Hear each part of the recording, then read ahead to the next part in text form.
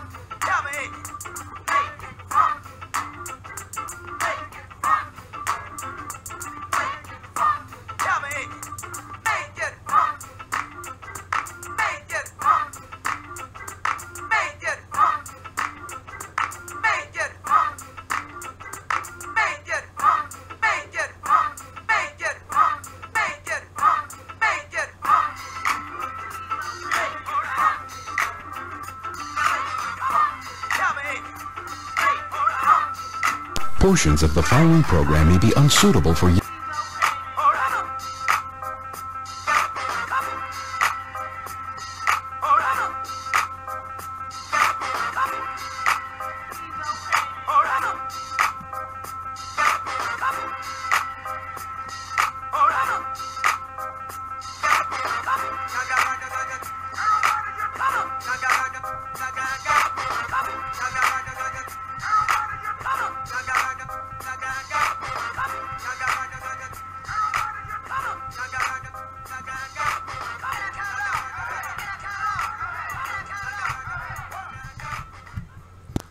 Portions of the following program may be unsuitable for younger or more sensitive viewers. Viewer discretion is advised.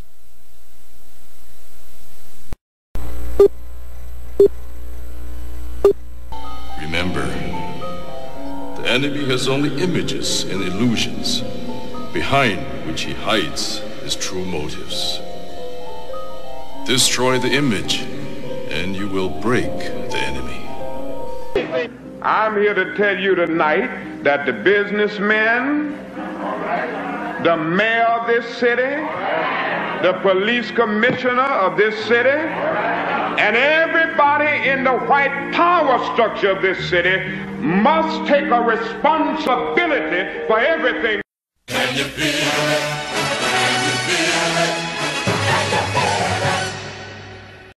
it? Luther and I and everyone in this arena tonight are unified by the same great American values. We're proud of our country. We respect our flag.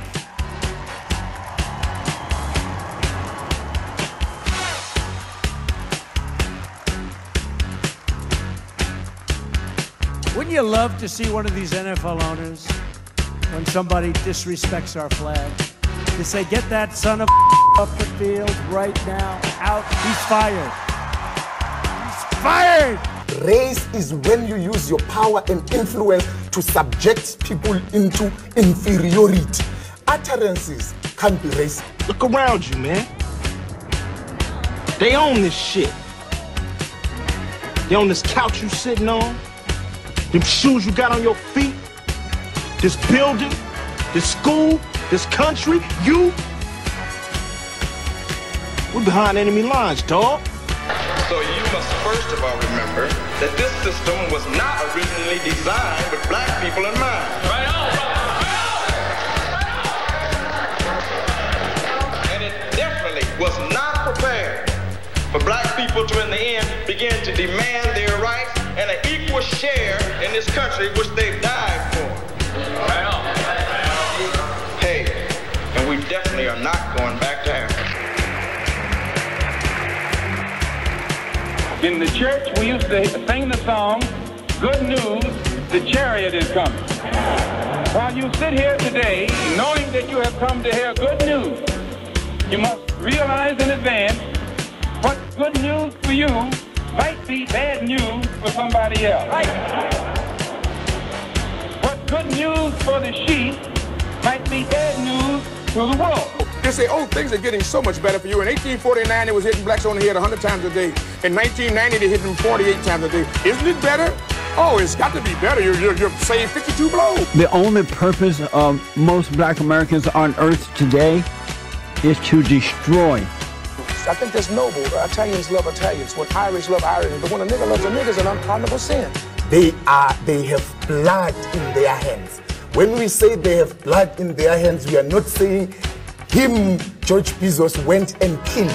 But white people colonized us. They dispersed us. They enslaved our people. They sucked our economy dry. They are still sucking it dry even today. That's white people. Tony Blair, George Bush, Napoleon Bonaparte, Leopold, Adolf Hitler, Benjamin Netanyahu. All white people, they are the same. They are racist and they are full of hate. I've been waiting for you. You have many questions, and though the process has altered your consciousness, you remain irrevocably human. Ergo, some of my answers you will understand, and some of them you will not. Concordantly, while your first question may be the most pertinent, you may or may not realize it is also the most irrelevant. Why am I here? Our world is coming crumbling down. The coons are coming. You got to understand that white America has an uncanny way of making the victim the victimizer. Excuse me, master, for putting my head in the way of your club. Not that your club is brutalizing my head and putting hickeys on it. My head got in the way of your free swing and broke your shiny stick, and I want to apologize for that. Your life is the sum of a remainder of an unbalanced equation inherent to the programming of the Matrix. You are the eventuality of an anomaly which, despite my sincerest efforts, I have been unable to eliminate from what is otherwise a harmony of mathematical precision. While it remains a burden assiduously avoided, it is not unexpected and thus not beyond a measure of control, which has led you inexorably here. There are more connections in the human body than there are stars in the galaxy. We possess a gigantic network of information to which we have almost no access.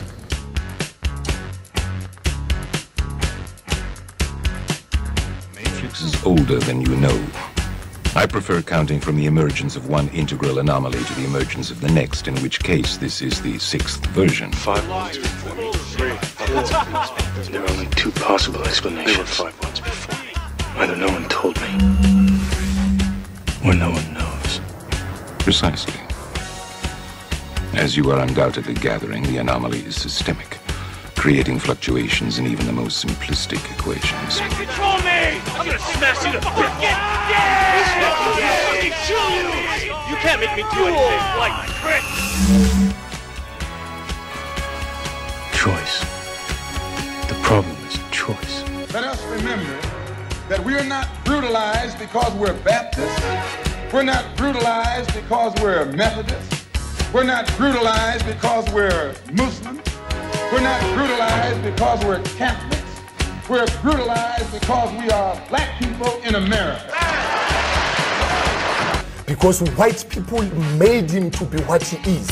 They made him to look evil, because that's their role, to make all of us black people to look evil and to hate ourselves. I can't hate. You're a nigga till you die. If you're a poor nigga, you're a poor nigga. If you're a rich nigga, you're a rich nigga. But you never stop being a nigga, and if you get to be educated, you're just an educated nigga. Well, I'm told every day I'm on air that I'm racist because I call out racism.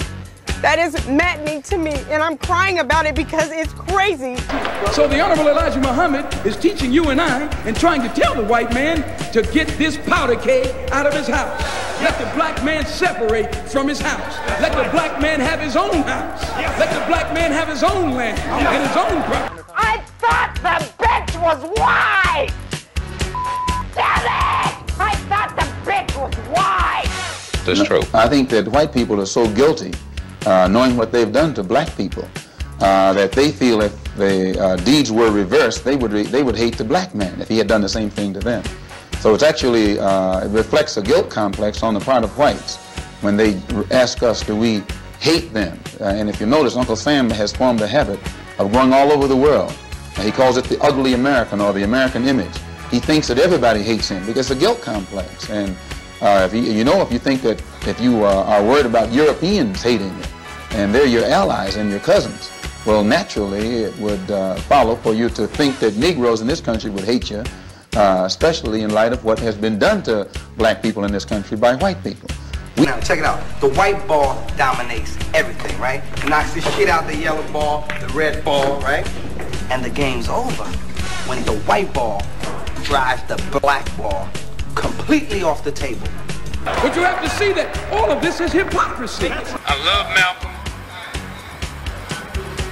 Malcolm called me the Sunday that he died. I was working Basin Street East.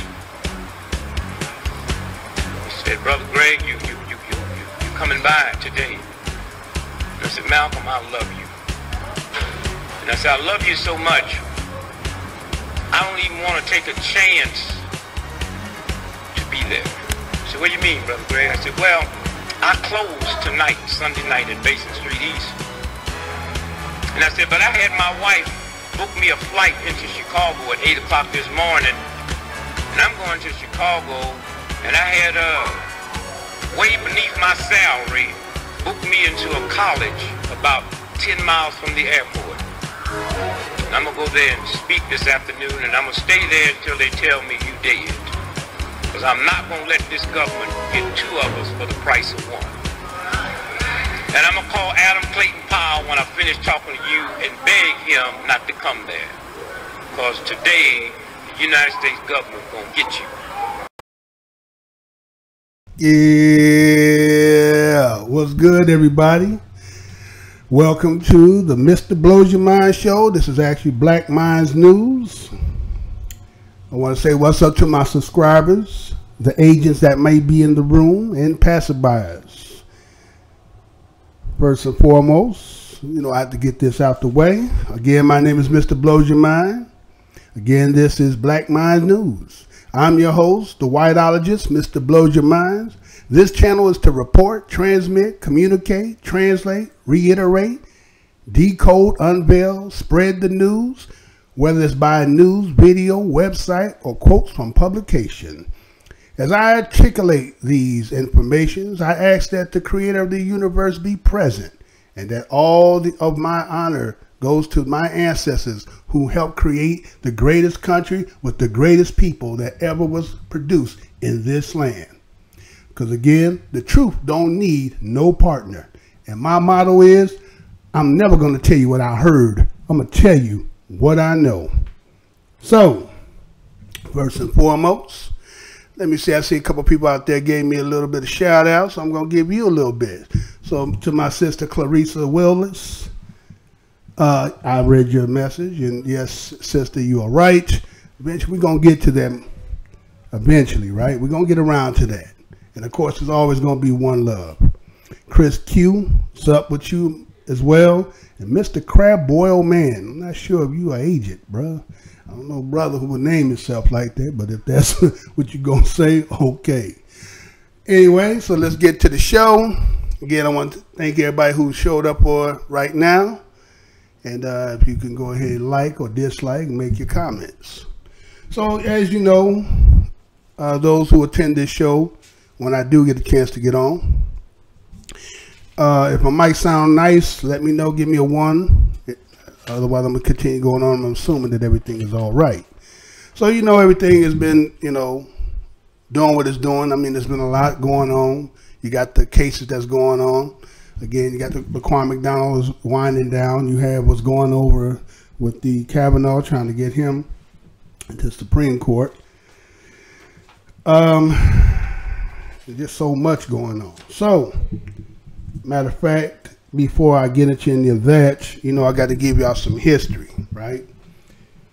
Let's see what then took place this day in history. Well, let me give you some, since everybody always is in search of the dollar, right? Everybody's always talking about how they trying to stack their paper, right? Everybody was That's kind of the mantra everybody is, and other those who done already garnered that through the backs of my ancestors, right? Or our ancestors, right? But did you know on this date, right, that on the back of a dollar, you know, on the back of that dollar, go in your pocket or whatever, your wallet, your purse or whatever, and you see on the back of that dollar, right, it talks about "In God We Trust," right? Did you know on this day, I think it was 57, if I'm not mistaken. So 1957 was the first time they put that on the back of the dollar. "In God We Trust" is the official motto of the United States of America and of the United States of Florida.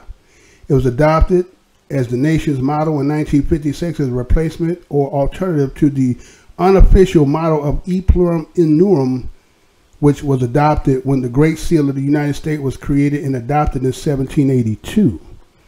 "In God We Trust" first appeared on 2-cent piece in 1864 and has appeared on paper currency since 1957. A law passed in a joint resolution by the 84th Congress and approved by President Dwight Eisenhower on July 30th, 1956, declared "In God We Trust" must appear on American currency. This phrase was first used on paper money in 1957 when it appeared on the $1 silver certificate.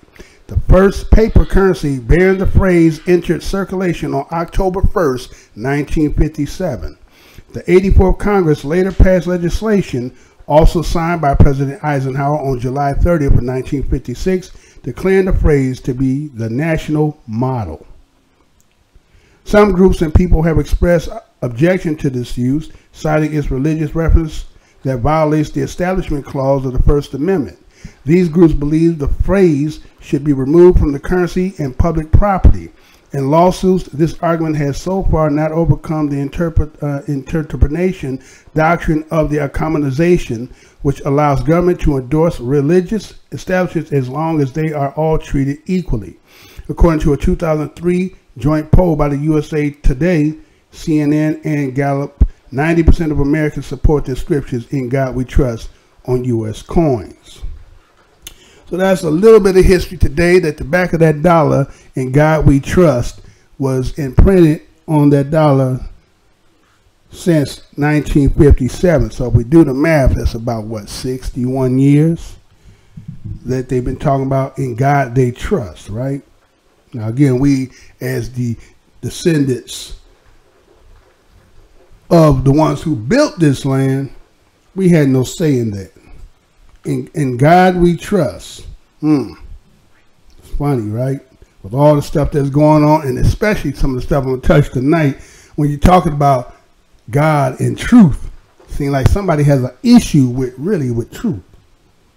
Have their own version, right? So what God do you really trust? Okay. What else I got for you today? I got some other stuff for you today. What I got also. There was also something else that happened today. Got a lot of stuff going on in the background back here. I got another one for you. That's something you might not have known. Did you know that the United States occupation of Haiti, the occupation of Haiti also happened? Well, matter of fact, check this out. The United States, right? We'll put it like this. The United States occupation of Haiti began on July 28, 1915, when 330 U.S. Marines landed at Port-au-Prince, Haiti, on the authority of U.S. President Woodrow Wilson. The first invasion forces had already disembarked from the USS Montana on January 27, 1914. The July intervention took following the murder of dictator President Wilburn Guillaume Sam by insurgents angered by the political execution of elite opposition. The occupation ended on August 1st, 1934, after President Franklin D. Roosevelt reaffirmed in August 1933 disengagement agreement. The last contingents of the U.S. Marines departed on August 15, 1934, after a formal transfer of authority to Garde de Haiti. So, Mr. Blowmine, why are you telling us something about like that? Well, see, a lot of people didn't know that one time this country actually was controlling the money You know what I'm saying? Remember they had put an embargo on Haiti, right? And then remember those who've been around a little bit, remember when they were just like Haitians were trying to get into the United States, and anybody seemed to be able to migrate here except for those Haitians. Yet this country had its hand in the government, was able to take some of the money, control those imports that I thought they couldn't have it, but I guess if you gonna do it, I guess it was okay. And that's what ended up happening. But it was on this date in 1934 that they decided to let them get it back, right? But we can see later on, after that last earthquake that hit Haiti, we seen a lot of people from this nation come down there, and it was doing a lot of land grabbing, wasn't it? It was on there just grabbing up shit. Thanks, Mr. Crab. I see that number 1 you threw up there, so my mic sounds nice. So let's get into this show tonight. So, you know, I had to do it like this, y'all. So, you know, last time I talked about, well, I'm going to go there last. I'm not going to go there first. I'm going to go this. How about this? We do this here. You know, you see that I had report about what's going on with Africa and China and so forth, right? We see all that taking place. And then I ran across something that I thought was a little interesting. Actually, I already did a pre-read on it, but then right behind is going to be behind it, and then I'll come back after this short. You know, I don't do too long. I probably won't be as long as I have been tonight, but you know, I'm going to get the job done before we move on. So I want you to check this out first. Small little article, and then we're going to go on. There's a video behind it, and then I'll come with my dissertation behind it. Okay, so hold on, let's wait before we do that. Okay, let's do that. And China sees AIDS cases surge. You know, I'm going to read that again. China sees AIDS cases surge. A 14% increase in HIV victims means almost 1 million new diagnoses in the world's most populous nation. Story that was done today. I'm going to read it, and here it goes. The number of people living with HIV/AIDS in China surged 14% over the past year, with most cases transmitted through sex rather than blood transfusion, state media reported on Saturday. More than 820,000 people had AIDS or were HIV positive at the end of June, up by 100,000 from the year previous. State news agencies Xinyu said, citing national health officials at an HIV/AIDS conference.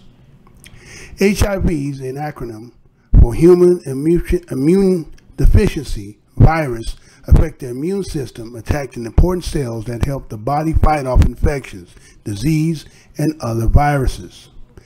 AIDS, or the acquired immune deficiency syndrome, occurs when HIV goes untreated and greatly impacts the immune system, typically causing weight loss and other symptoms. More than 40,000 new HIV/AIDS cases were reported in the second quarter alone in China, with 93.1% having contracted the virus through sex. China has experienced scandals related to HIV transfusion through blood transfusions in the past. The number of HIV infections by blood transfusions have essentially been reduced to zero, according to Xinyu.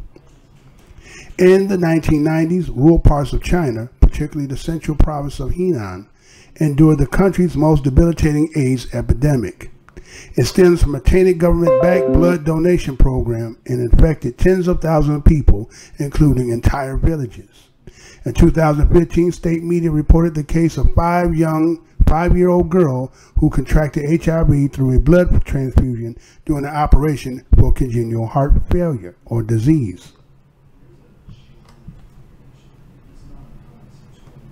Okay, so there was a report in China done the other day, and it was talking about how the AIDS cases is rising in China. Now, based on what we see that's going on in Africa, how China are migrating into Africa, And a lot of Africans have been migrating to China, right? If you do a little research, you'll see that the men in China are having a hard time getting a woman, again, because you remember that one time in their history, they were actually killing the baby girl, right? And only preserving the men. Now, that was somebody's ingenuous ideal of that time, not thinking that, okay, yeah, we're producing, we want men because, again, they're thinking about military and so forth, but you're going to need that man to be procreating, right, or at least have a significant other. So at that time, they weren't thinking about that. Now that the time has come where now there's a whole bunch of Chinese men who don't have a woman, right? So I'm going to be doing some more research, and I want to look and see if there's a gay problem happening in China, right? Or are they insinuating because of the migration of Africans going into China? Because again, in that story, it talks about they weren't contracting it from blood transfusion. They're getting it through sex. Now, a lot of those Africans are going into China and they getting them some Hung Yi. You understand what I'm saying? And matter of fact, check this out, and then I'll elaborate after the fact. Check this out.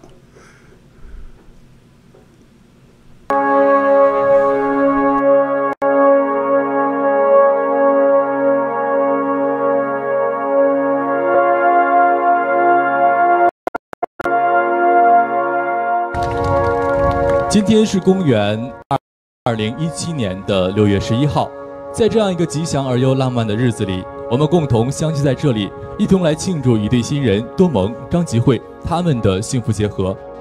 我们都说今天可能是寻常可见的一天，但是今天对于我们的2位新人来讲，却是他们生命中最重要的日子。因为就在今天，他们将在这里，在我们所有来宾的共同见证下，一同携手步入属于他们的婚礼殿堂。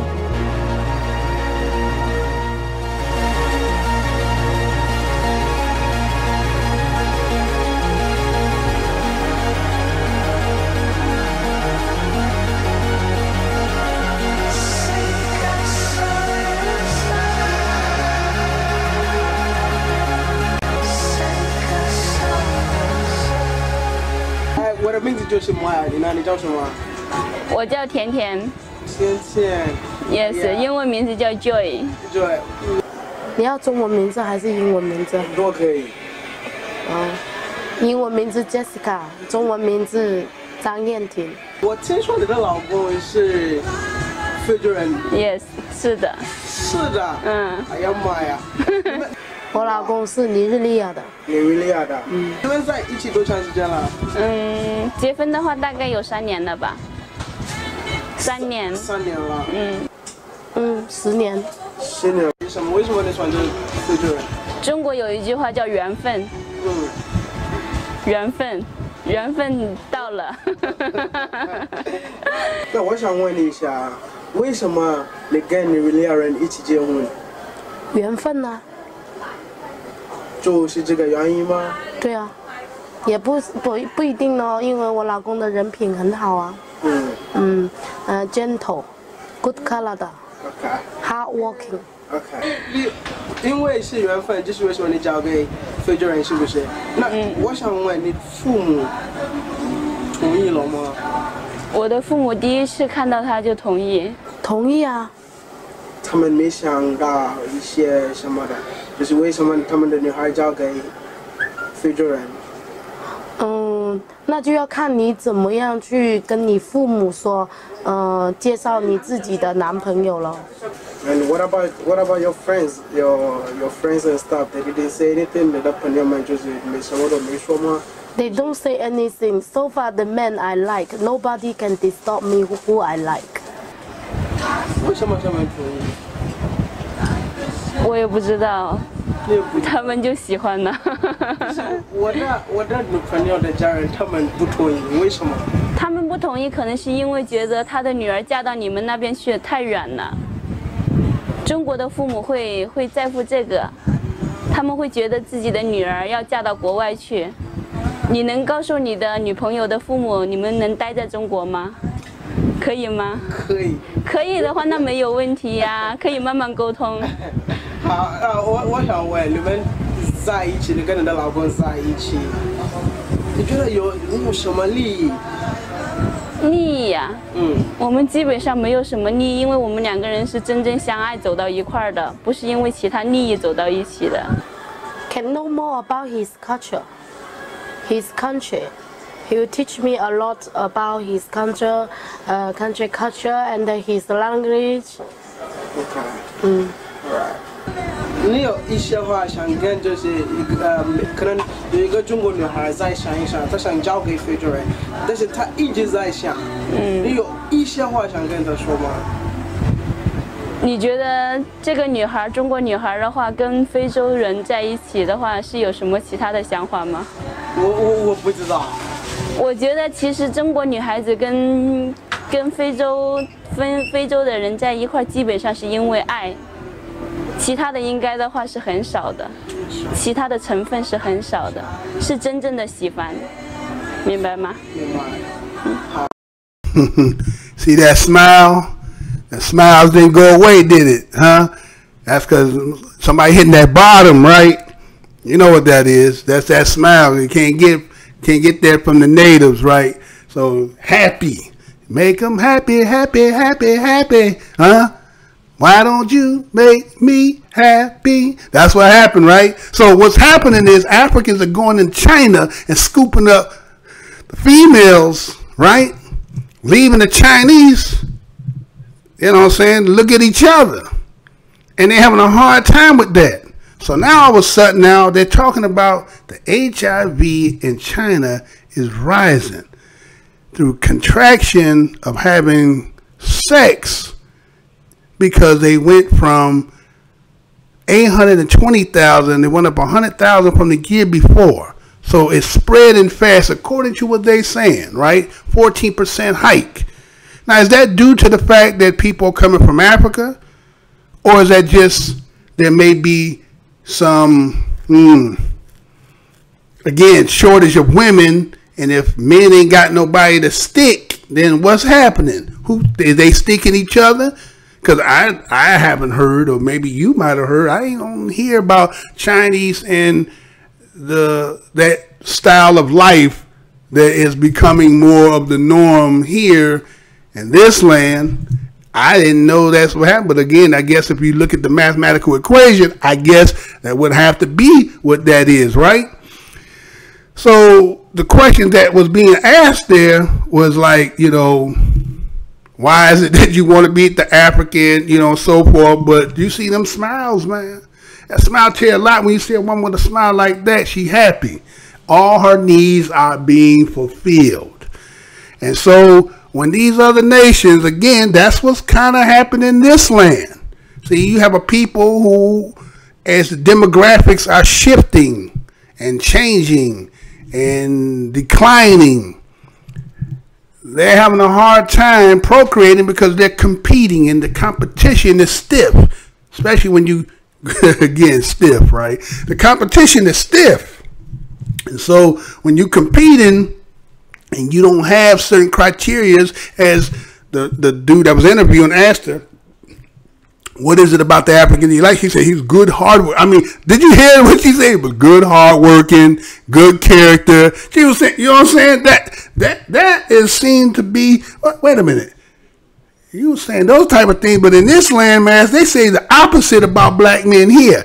But in China, she was saying, hey man, he got all the qualities, hard working, good character. You know what I'm saying? Good with his, right? So shift over there, right? So again, I was just a little bit tired of all that nonsense that's going on over there. But I thought was interesting fact that AIDS has risen over there in China. So now if those who are coming from China now migrating back into Africa, is AIDS going to return? I didn't say it never. Well, I'll put it this way. It didn't leave, but is it going to return under the disguise of this migration coming from China back over into Africa?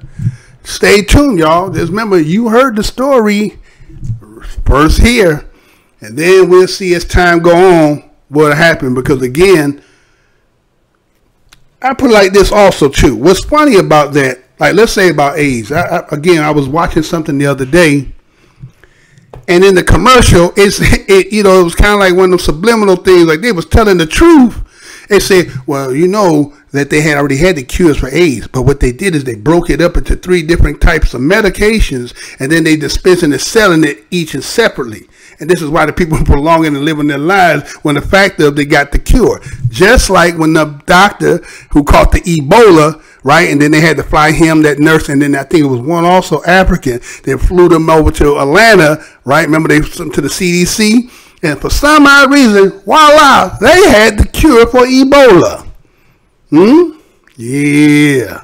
Did y'all forget that? And matter of fact, remember, he got Man of the Year. That dude got Man of the Year for what? It just goes to, remember that movie with Morgan Freeman and Dustin Hoffman? Outbreak? Remember when his lady got caught it? And he went to Morgan Freeman?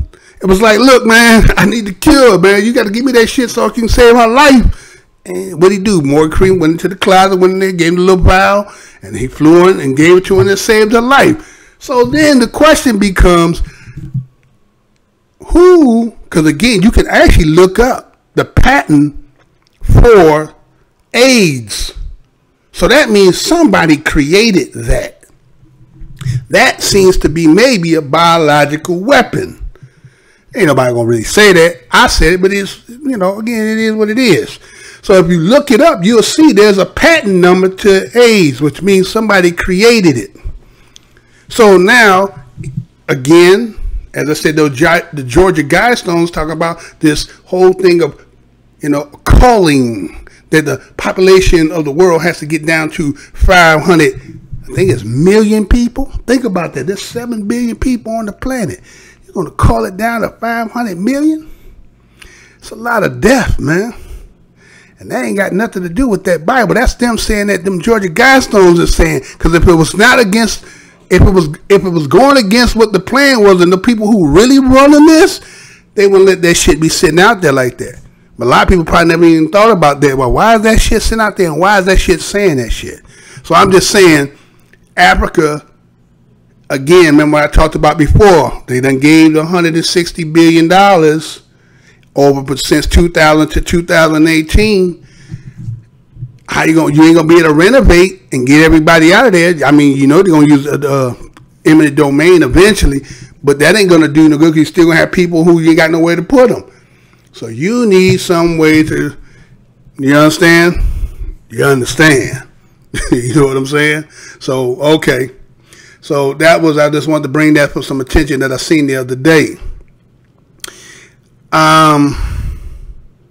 Let's see.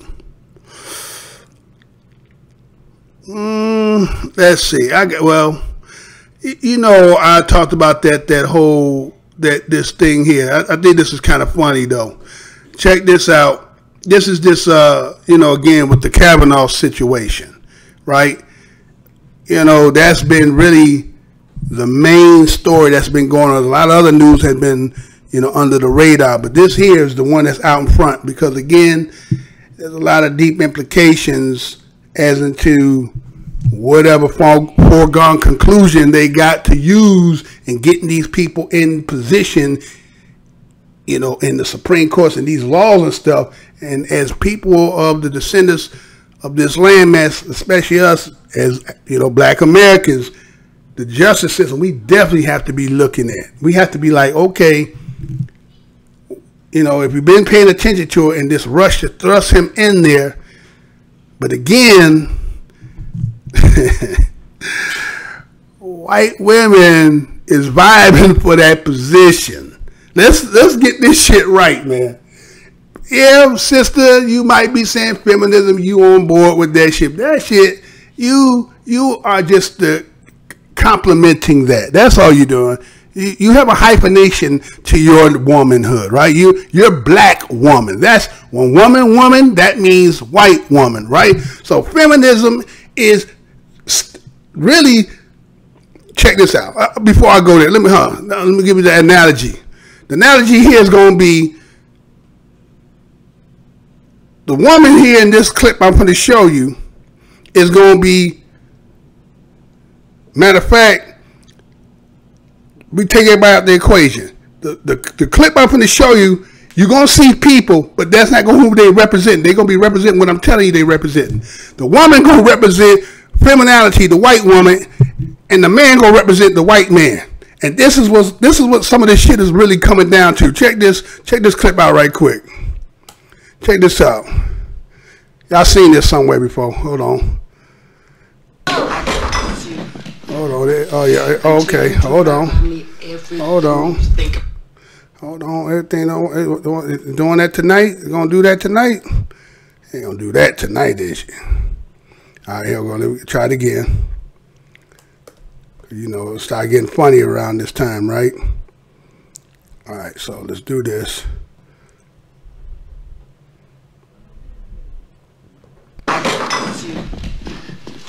Until you do right by me, everything you think about is gonna crumble. Don't do it, Miss Celia. Don't trade places with what I've been through.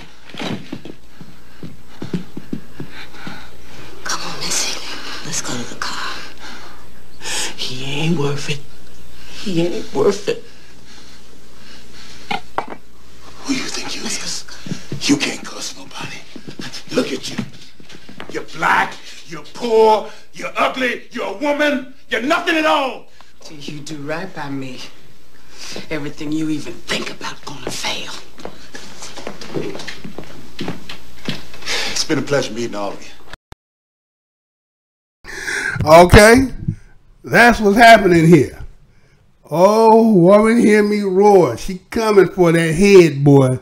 She doing everything. She throwing it. Look, they going for big elite cats. Bill Cosby is the poster child for the Me Too movement, and they finna start scooping up a whole lot of cats along the way.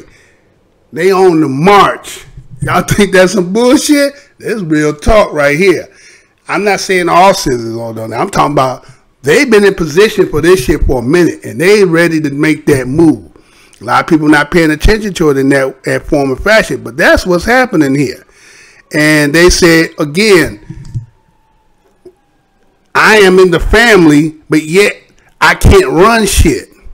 Y'all running this shit in the ground. You running this shit to this country is going into the ground. It's time for new management. So they felt like it's our time. You didn't let us get out. You didn't let us get Hillary in, right? They pissed off and shit about their shit, right?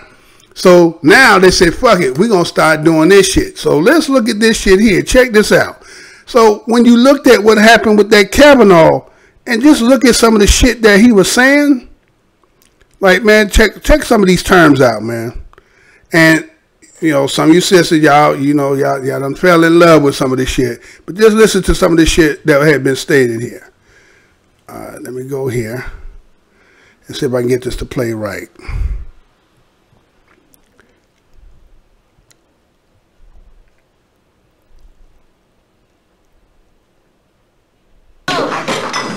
Come back.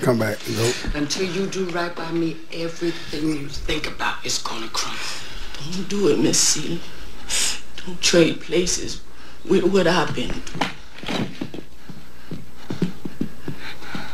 Come on, Miss Celia. Let's go to the car.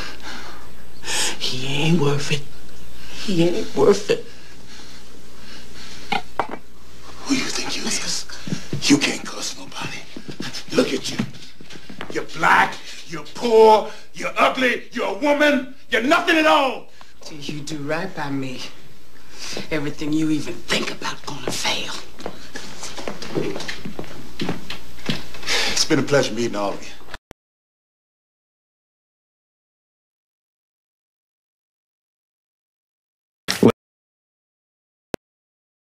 At Beach Week Ralph Club biggest contributor. What does the word Ralph mean in that? That probably refers to throwing up. I'm known to have a weak stomach, and I always have. And this is well known. Anyone who's known me, like a lot of these people behind me, have known me my whole life, know, I got a weak stomach, whether it's with beer or with spicy food or anything.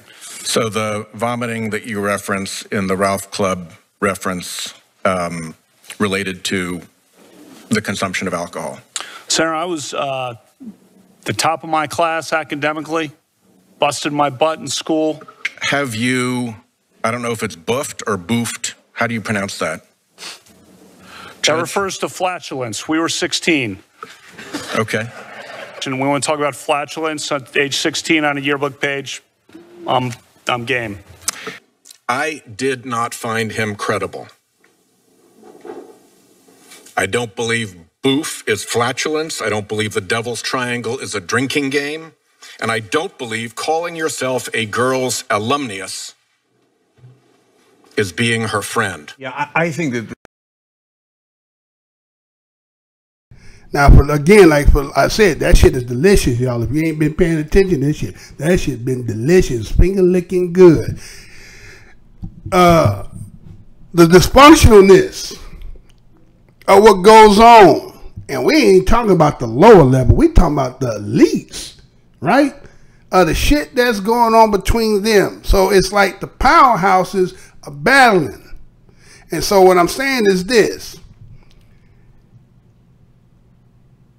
You got these terms that are being used, right? Okay, you got these, you know, white boys that be having their parties and getting drunk and shit, doing all that shit. And then, you know, like sometimes subliminals, right? Or connotative language, let's put it that way. Words that may go over or under a lot of people's understanding when they hear it and don't know, you know, the true meaning of it, unless you're within that circle, right?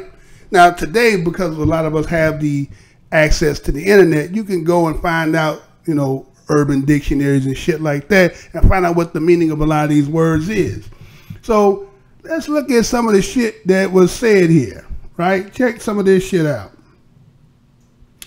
So let's see. He said something. Now, I don't know if y'all heard.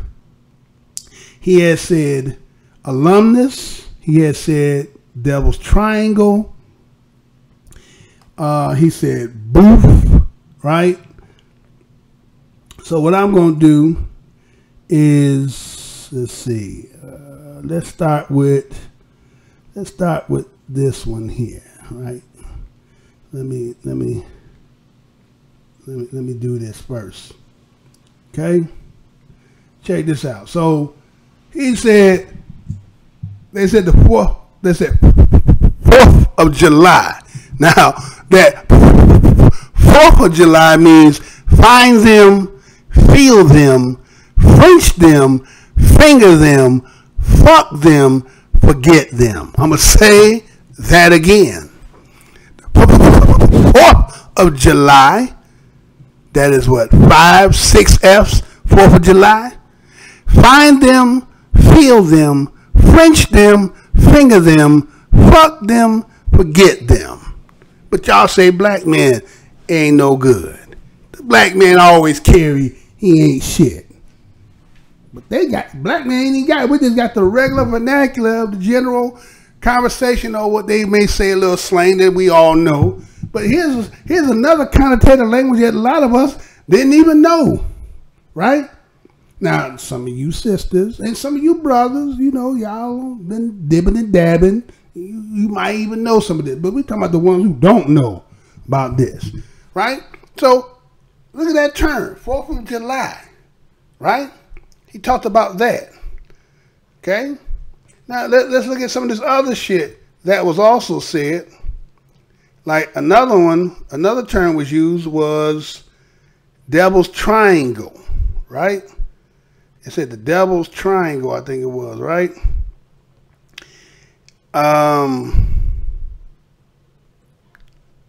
Okay, let me show you what it says on this Devil's Triangle, right? It says Devil's Triangle is a threesome with 1 woman and 2 men. It's important to remember the straight men do not make eye contact while they're in the act. Doing so will question their sexuality, right? So the Devil Triangle is, you know, stuff that a lot of us learn through porn movies, right? You learned that from the porn movie with mug in the front and in the back. You know what I'm saying? But again, where did we learn that? Again, being captives in an empire, right? A lot of our education that we learned came from those who captured us, right?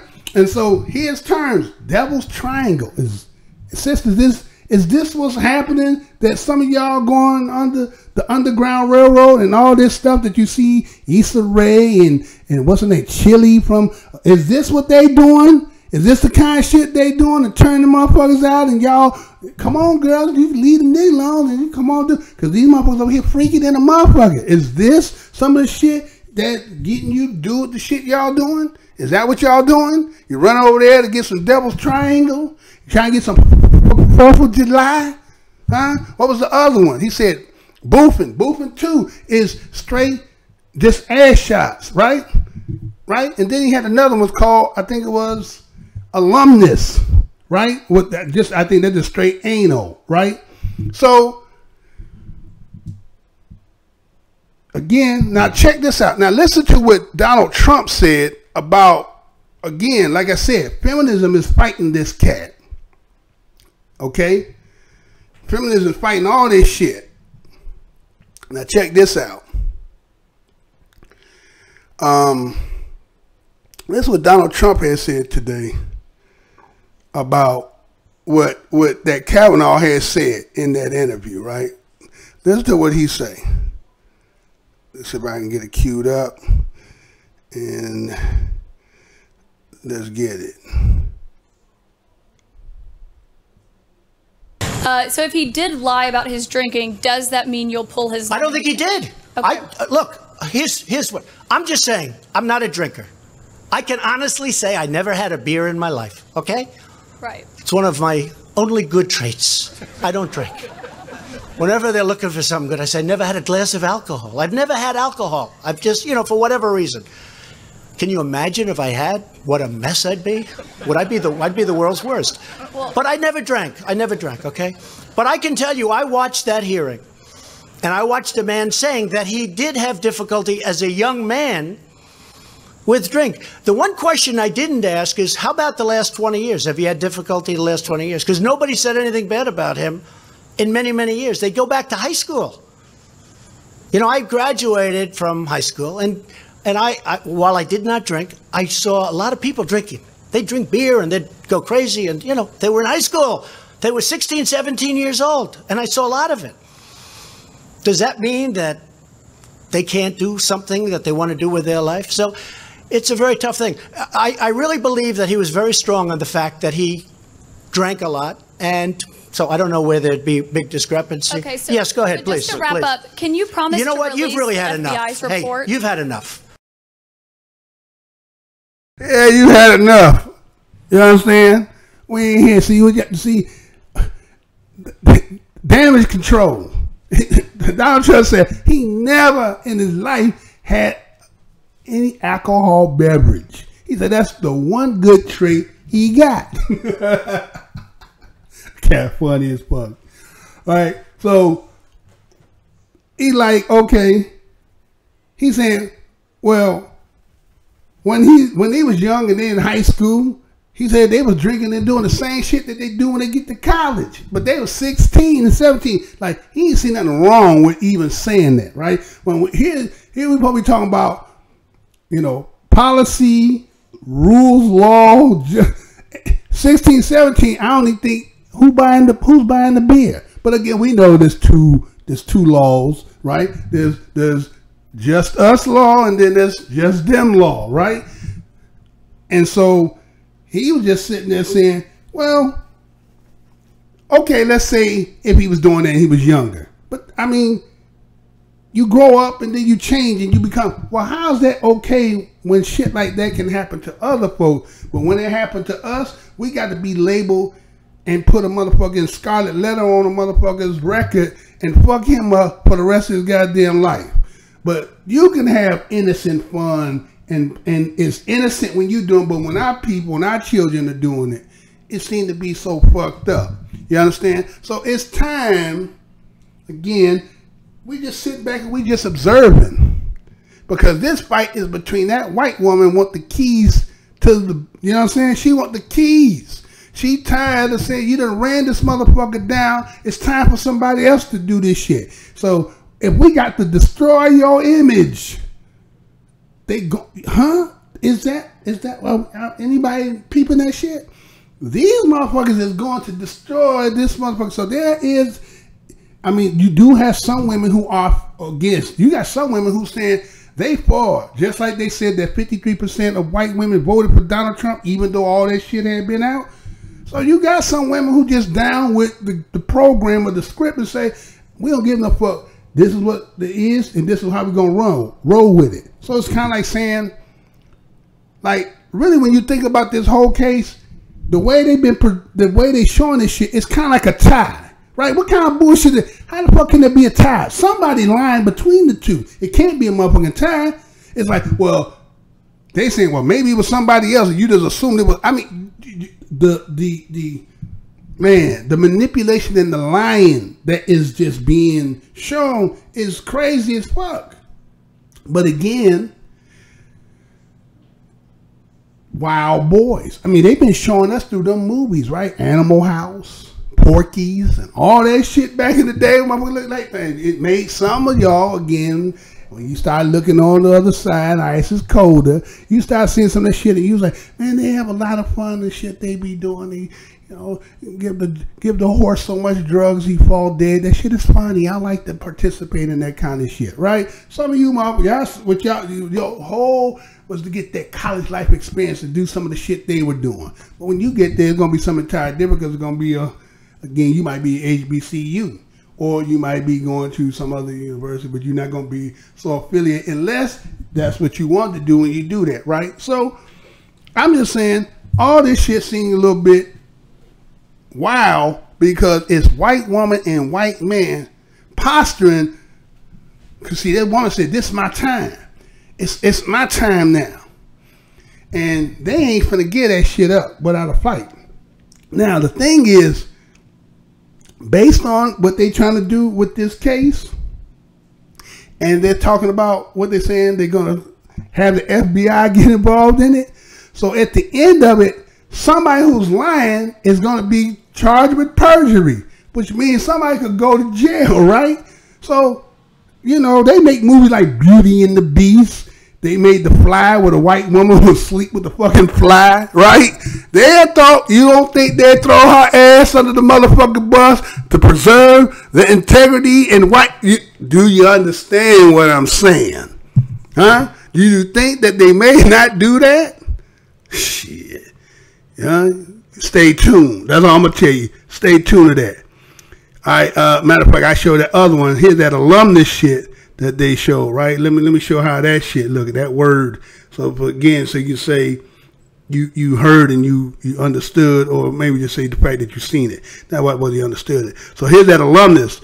Now, alumni of a group of people who had anal sex with the same partner. Alumnus. And he said that he made that seem like it was something else when he said it.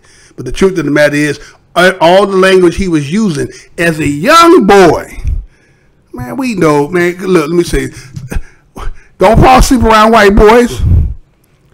Motherfucker, put a hot dog in your ass, light your foot, hot foot, all that bullshit, right? They, you know, motherfucker, they drop a nigga out the motherfucking window, all kind of shit, and good, clean, wholesome fun, right? Or when the school win a motherfucking championship, the motherfuckers will burn down cars, and they'll just say, oh, they just celebrate. Niggas do it, they're rioting and looting. You know what I'm saying? Under the same shit, right? So again, two different laws and ways of doing shit. And then he was talking about, he said something about Ralphing, right? To Ralph, right? He was like, well, Ralphing, you know, he said, well, you know, I got a weak stomach, you know, and that just come from, you know, eating spicy food and shit like that. And I was thinking, like, Ralph, I was like, man, what came to my mind, I was thinking about back in the day, some of y'all might have seen this. When I thought about Ralph, I thought about this shit right here. Let me show y'all what I was talking about. When I thought about when he said Ralph, I was like, this is the Ralph when I was thinking when he started talking that shit. Check this out. See if I can with get him first. But I couldn't because you were coming over to spend the evening. Anyway, it's a wonderful show. It's called Murder Strikes Out. Oh, that. Oh, I had a neighbor, Mrs. Finley. She saw it. She didn't think much of it. Really? It was supposed to be such a big hit. The paper said it's a very exciting mystery. Oh, the papers, that's just a lot of publicity. All that to do about chills and suspense. And that nonsense about don't tell your friends the surprise ending. Well, it was no surprise to Mrs. Finley. She said she knew all the time that it wasn't the uncle who committed the murder. It was the husband.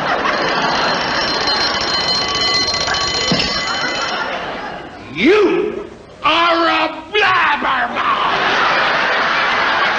A blabbermouth! Blabbermouth! Out!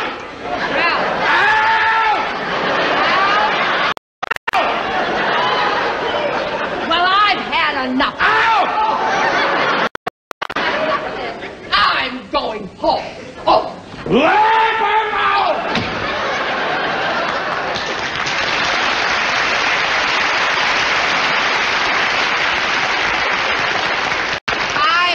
Just as much of this as I can stand, too, Ralph.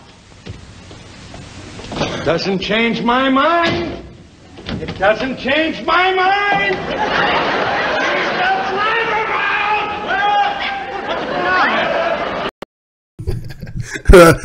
Who've been around, you might have seen that, because remember back in the time when that was all the shit you had to watch. You know what I'm saying? We didn't have all the 100 and 300 channels with motherfucking cable. Your ass had 257, 911, 32, 66, depending on what state and where you from, right? Those were the channels, and that was some of the shit we used to watch. When I said Ralph, I like Ralph Cramden and shit. You know what I'm saying? And that's the way they looking at it. White women, you motherfuckers becoming a blabbermouth, goddamn it. Y'all talking too goddamn much. You putting our shit, you airing our laundry. We look terrible out here.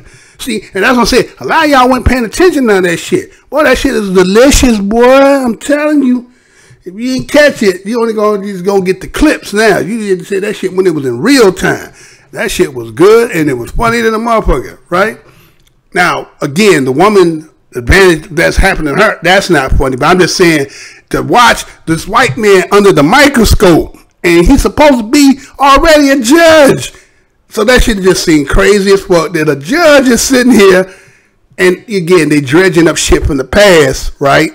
Again, they say people can change, right? But again, they'd open that door with Bill Cosby, man. You understand? And so you don't even have to have no evidence. That's why the last video that I made said about what? The new birth control. You're going to be very apprehensive about doing a lot of shit these days. And if you've been having those bad passes like Kavanaugh and them had, you may fuck around. Somebody might knock at your door. You might get a letter for a summons, all kind of shit. Because see, if somebody think you got something and they ain't let go of that shit, it's a possibility you might get seen or get called up. Ain't wishing nothing on nobody, but I'm just saying that's the possibility because this movement seems to be picking up speed. In this case, see, because you already had Weinstein and them, they done kind of, that done died down, and again, I think Russell Simmons done flew the coop. I don't think he even in America in the United States anymore. I think he gone, right? So they out to grab motherfuckers, and that Gloria Steiner or that lawyer, she try to net any motherfucker she can get, huh? They all saying who you got on your Rolodex, who you done fuck, who you got, and they going after you. So better not be on the list if you got any importance. That's all I'm saying. Now, moving on, because matter of fact. This is how I say this is how matter of fact, let me give you two of them. Let me give you back to back because I'm one, this is how the white man is looking in those situations. This is how this motherfucker looking. He like, man, hold on. Stop. He like, let me out. Let me out. I want out. He want out of this shit. You putting his ass on Front Street. See, we've been getting beat up as a black man. We've been getting beat up for a long ass time. Now to see this shit, You know what I'm saying? Even them upper that done got into the highest office even had that shit on him too, but he got in too, right? So if you start going into the closet, it's gonna get real ugly, huh? It's gonna get ugly. So check this out. Cause I like to see, man, after that motherfucking interview, I'll be like, man, I bet you Kavanaugh, you remember this? You remember when LeBron had to do that interview and shit? This picture Kavanaugh in the same position that LeBron was in when he had to answer that shit for, what's his name? Smith, J.R. Smith. Remember this? Mark, last question.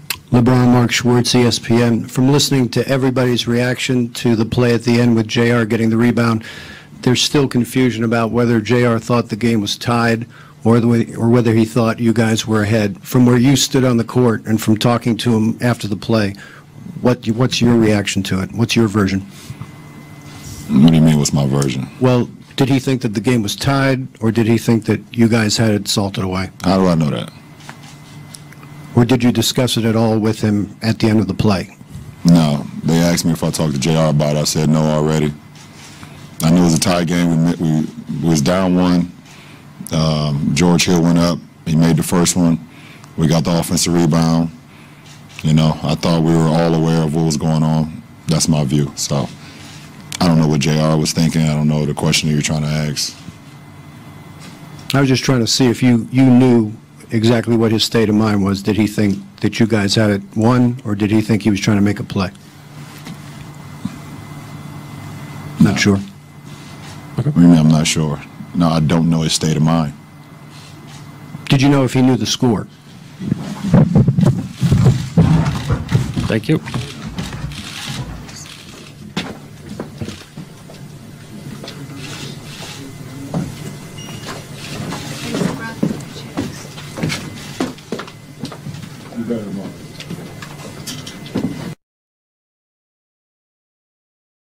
Oh, fucking LeBron was feeling like the D. Roach. He was feeling disgusted. He was disgusted like a motherfucker. And that's how that motherfucker gonna feel when he do his press conference after that shit. When they get done, he gonna be feeling like LeBron and shit. He's just like, fuck it, I'm getting the fuck out of here. You asking me stupid ass shit. I done said what I said already. Ain't no need to keep reiterating this shit. Leave me the fuck alone, right? But nah, man. That big fish there is gonna cause a whole avalanche. Remember what I said, y'all. That fish that they made, if they, again, like I said, the integrity of that persona of the white man versus that of the woman. Like I tell you, he'll put a beast on her. Like he'll Beauty and the Beast her. He'll make the fly with her, right? He don't get a fuck. He'll throw her ass under the bus, right? He don't see shit. Matter of fact, what was that movie with Sigourney Weaver? She had a motherfucking alien. Then she have a baby and shit. It's right. They'll do all that shit with it. So I'm just saying, will they throw her ass under the bus just to save the damn face? You get what I'm saying? That's all I'm saying. This shit, man, just pay attention to it. That's all I'm going to tell you. Pay attention to it. What else I got for y'all? I'm going to do a long show tonight. Kind of threw something together. Oh, yeah, everybody's heard that shit that Kanye did, right? How about that shit? 13th Amendment. Abolish the 13th Amendment, he said, right? Some of y'all who probably didn't even see if you didn't see the SNL, which I don't have that clip, but I do have somebody did put something out here. Actually, I probably could have gotten it, but I didn't. So check this out, and then I'll come back. Kanye West calls for the abolition of the 13th Amendment while wearing MAGA hat. Kanye West has been having a very Kanye West 24 hours. He performed as a giant Perrier bottle on Saturday Night Live, then was cut off at the end of the show during an impromptu pro-Trump speech to awkward silence and a scattered mixture of boos and applause, which President Trump praised on Twitter. Head spinning yet? It doesn't stop there.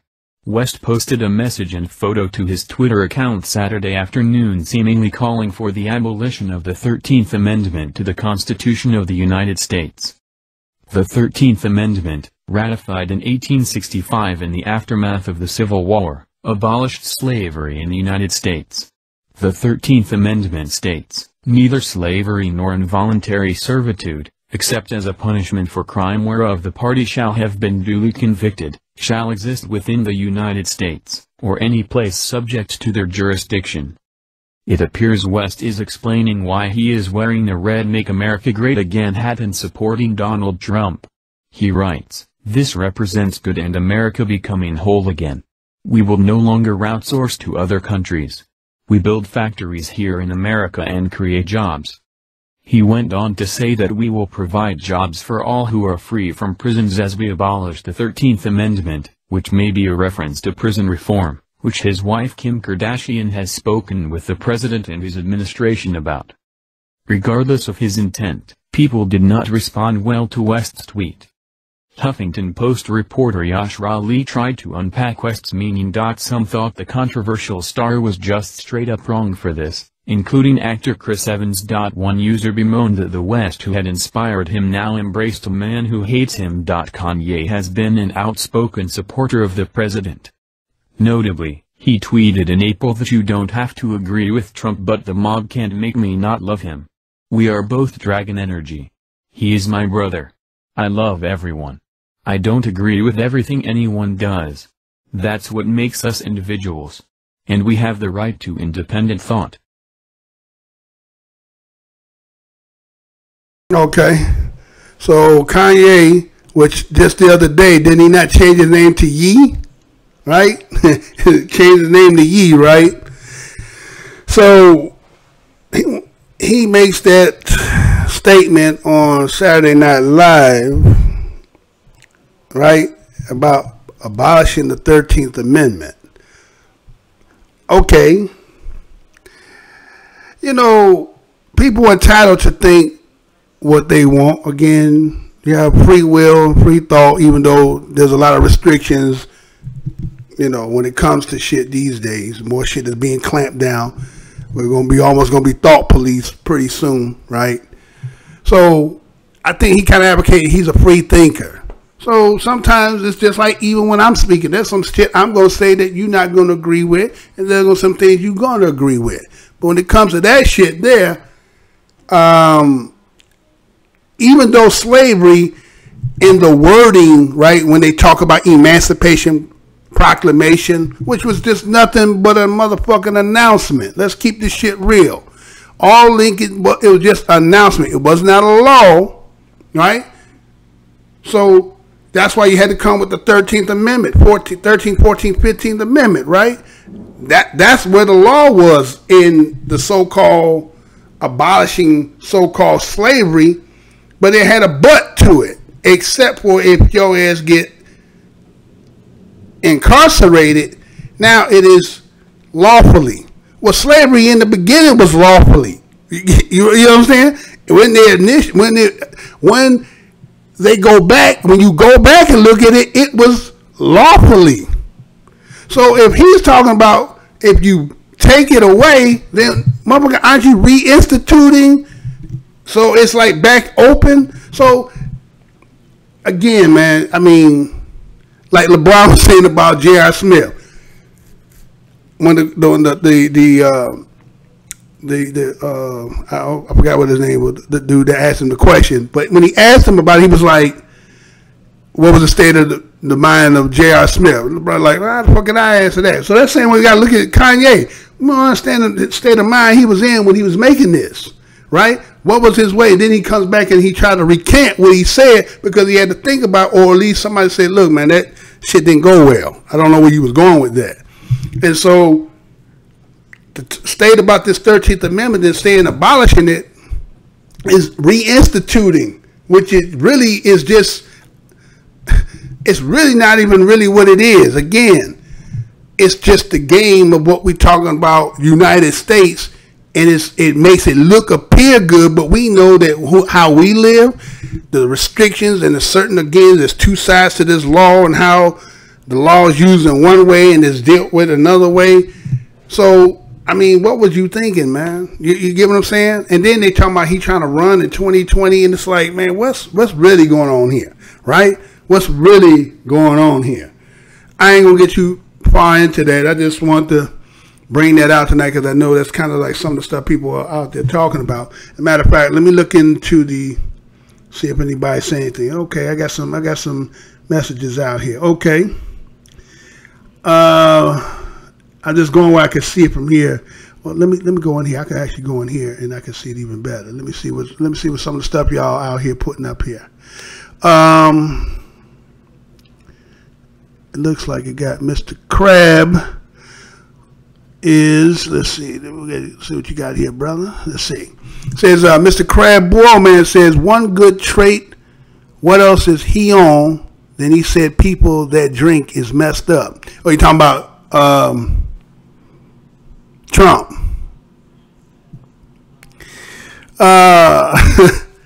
Again, you know, he wasn't a funny type, man. He'll say some shit, you know what I'm saying, make light up a joke, you know what I'm saying, or he could be serious. But again, you know, a lot of people, again, he was in the UN and said some shit and everybody laughed at his ass, right? So he kind of up with that slip up and say some shit, and then you be like, what the fuck he just say? And you be like, okay, he said that shit. All right, well, it is what it is. People that drink and is messed up. What? Yeah, drinking, again, it's a social. It's social in a social environment. So drinking is not something that, like, if people who selling drugs or who doing marijuana or who doing Molly and Percocet, you know, drinking beer is just innocent and fun, and motherfuckers are getting raped, and motherfuckers in there doing 4th of Julys and all that bullshit, right? And they're only 16 and 17, right? Right? But the way they say legally, somebody supposed to be going to jail. Who the fuck was buying the beer for them, right? But it was in the house. It's ordained. It's okay. But if we did that shit, right, we know how that shit gonna go. So where else it go? It said because they need to make you look incompetent so that they can keep your country. Facts. Carissa Wells said facts. Okay. Yeah. Incompetency is, you know, that is the undermine through all this shit. Is keeping people ignorant and not in tune to what's all going on. And so, you know, I think even in the educational system, it's so watered down to the fact that, I did a story the other day where teachers is giving children, you know, they're getting a grade even though they don't turn in no homework. And you passing them along and shit. So it's like, okay, in one aspect, if you are the child and you're getting passed, okay, it's good that you're going to get out and get a diploma. But when it comes to the competency of your motherfucking mind and understanding, you the one going to suffer because somebody is mollycoddling your ass and letting you just pushing you through. So what happens when you have a generation or so of that? What kind of motherfucking place this going to be then? You know, sometimes you can look at some of these videos and they asking people. Matter of fact, there used to be a show they used to come on called Streetwise.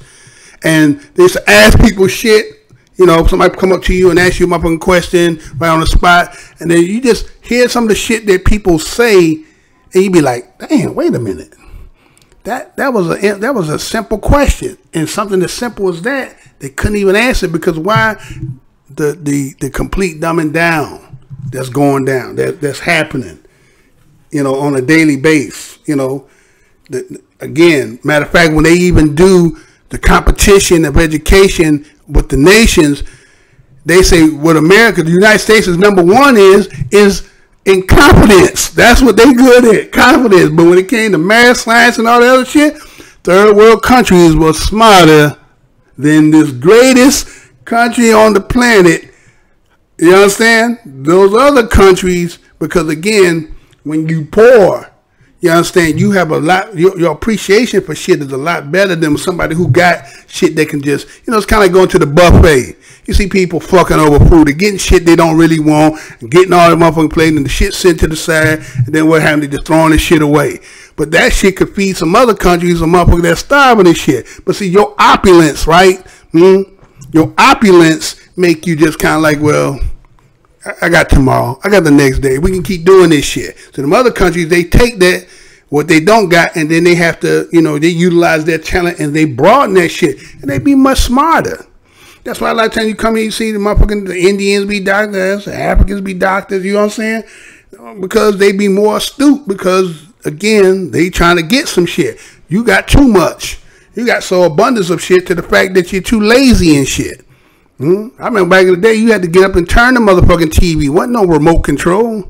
You get your ass up and turn it. If not, you have lazy motherfucker that sit there and watch the same channel all day because his lazy ass wouldn't get up and change the channel.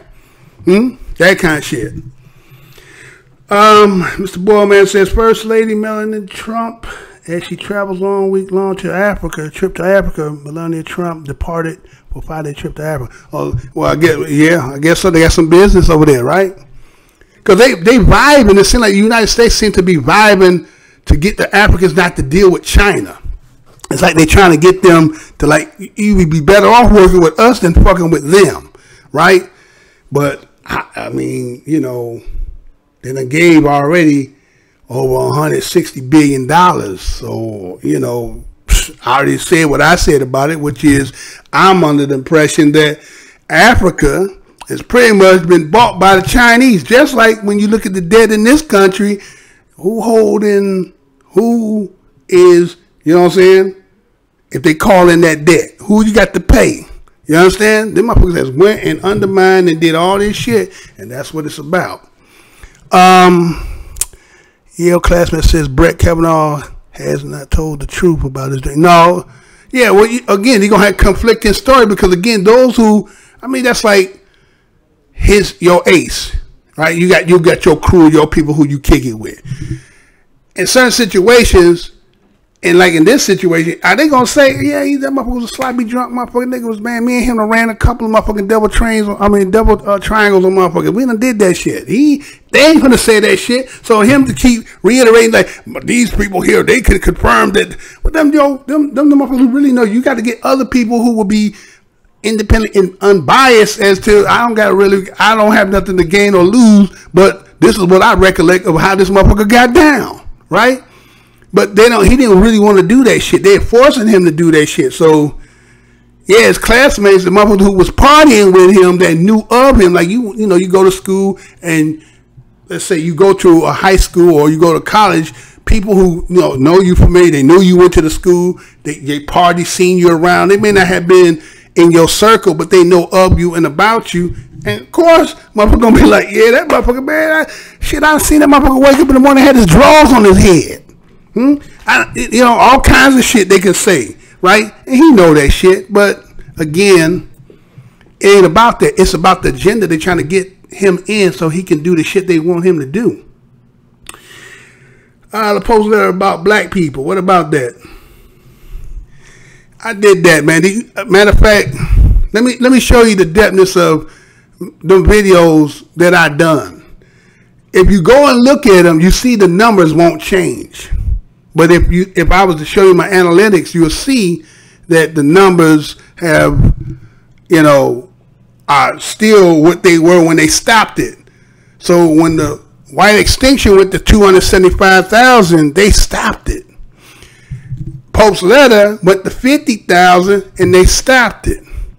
So I'm just saying, when you talk about those, and so what I said, if you think what I said in there was not real or have any validation or validity to it, then why did they stop it? The internet is on 24, 365, 366, even on leap year, right? But you gonna tell me it's like how y'all in here? Ain't nobody else coming by?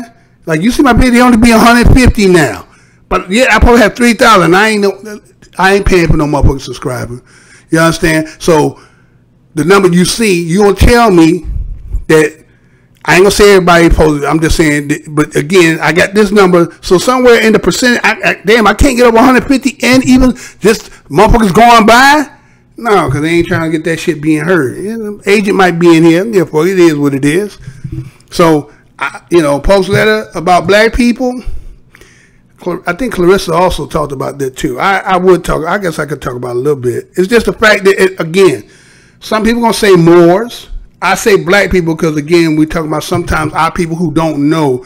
But if you're going to get them in the conversation, you got to say black so that engages them in. If you start getting too complex with it and, start talking about Moors and indigenous and autonomous, and you're going to lose them. But if I give them something that they know and heard, then they're more susceptible to listen. But the letter was just going back to say that when you take this shit back, when you go back, when you take 13 colonies, right? And then when you talk about prior before then, those charters and shit came from the king. Now the king, his shit is coming from the crown or the pope. But what they did is they used Charlemagne. If you go back to Charlemagne, is the beginning. Remember when they crowned him on Christmas and made him, right? He was over the popes. And so those descendancies of him is just how they was using they breaking their ass away to try to get away from that. So when the pope was saying, look, motherfucker, that's our shit. I am the vicar, V-I-C-A-R, which is I am the representation of Christ on this earth. The game that we play is God. God owns all this shit. So all this other shit y'all talking about, we the motherfucker that this our reign. So when he was calling that, he was just saying, wait a minute. Do you understand that the motherfuckers who took the original 13 colonies was the king shit that was going back over there to England, right? But then there was the motherfuckers that undercut that shit, made deals with France and made deals with the so-called Indians, and then they used taxation without representation. And then you had also, the Magna Carta, where you couldn't take a motherfucker back and take his ass over there and prosecute him. So you had to take him here, and the same thing you're seeing now. You see him up on cop, knowing his ass is guilty, and then he say, fuck it, I want a bench trial. Well, you think the judge is not on the same payroll as the cop? So guess what's going to happen? His ass is not going to be found guilty. Because again, that old English law, like I told y'all before, duel by combat. He who stand last, who God has judged, and the man who's standing, that's who the victor is. So, but it's a double standard if it's the vice versa. If you should get the cop, then your ass is gonna get it. You understand? That kind of bullshit. But I'm just saying, that shit goes back to that. That's what they're saying. The vicar is the one controlling the whole land because he's the one, the representation of God, the game that they created, that church game. That's their shit. The king game is a byproduct of that, right? But he didn't have no money, right? So the merchants is the motherfuckers who end up undercutting the king. That's why you think America, the United States, is the greatest country on the planet, because this is the merchants' land. What, you ain't figured that out yet? This is the merchants' land. The merchants control this shit. The guilds, go back, read your history about the guilds, and you'll see, why you think these corporations and all, they can go back to, you'll find out. That's how they got this shit. It was the guilds who did this shit. So the vicar was trying to come back and say, y'all rogue nation. You niggas stole this shit, and we want this shit back. So why you think all this shit, not talking about Donald Trump, tied with Russia? So you think, now think about this. Now those who was in the South, now the Confederate is something different. Remember the Confederate was another country inside this motherfucker. Remember the Confederacy was another country. Yeah, motherfucker, don't go back and look. You'll see from 1861 to 1865, the Confederacy South was a separate country from this shit, right? But then they annexed that shit and took it back, and then took their property, took us, and incorporated us with them. So you think if some of us, look, you got 10 G's, I stick your ass up. Give me that 10 G's, motherfucker. I said, what's in your wallet, right? So I take the 10 G's from you, and I done took your car and all that shit. I'm riding around with your shit, got the 10 G's in my pocket. You see me and shit. But you can't really get to me because I got motherfuckers with me to keep you so it ain't easy for you to get. So you got to get your people together to try to figure out a way how to get this shit back. And you think they ain't been working on this shit all this motherfucking time? And they be having motherfuckers that talking about something, I'm Republican and I'm Democrat. Do you really understand what that shit really about? You understand? So I'm just saying, Pope's letter was just, again, infusing to tell, okay, well, you know, black people, that shit that they got y'all is under this shit. But you ain't got no, you know what I'm saying? You can't do nothing. You just a spectator in this shit. We just spectators in this. You know, it's kind of like Africa. Big as the continent is, where's their military at? Oh, they military is, they in France military. They in, you understand? Where are they military? They ain't got no military. So you just spectators in this shit. These motherfuckers got all the motherfucking power and shit. And see, the thing with the church is, it don't got no military either. It's kind of like the United Nations and shit. Okay, if a motherfucker decide they're not going to deal with that sanction shit, how they going to enforce the shit when they ain't got no military? You get what I'm saying? So all this shit is just a lot of, again, that was some posturing shit, right? That was just some posturing shit. But somebody's working on it. We don't know who it is, but it may manifest, it may not manifest. But I wouldn't keep myself up night worrying about that shit. That was just some shit that had been done. Again, we kind of spectators in that. And there's certain conversations I would never have open in this forum like this, as much as I might be talking. But again, you see the right hand, but you don't see the left hand. So I'm going to go on. Anything else you want to ask me? And again, I thank everybody who's up in here. Who's that? Yahala Abdul Kabir. What's up, brother? Peace and love to you as well. Rex 84. Right, this is okay. I'm going back a little bit because I'm seeing the code word for the KKK. Okay, gay stuff. Okay. All right, so let me get back to the show. I got a little bit more, and then I'll be done for the night. But again, appreciate those who made comments. Again, you know, I don't charge nothing over here. I just do what I do because, again, you know, get something to do. And you know, some people, you like to, you know, you like what I do. You warm welcome to come over. And pretty soon I'm going to have it where you can call in. And those who might want to just be, you know, on the panel when I do some such stuff, and you give your opinion.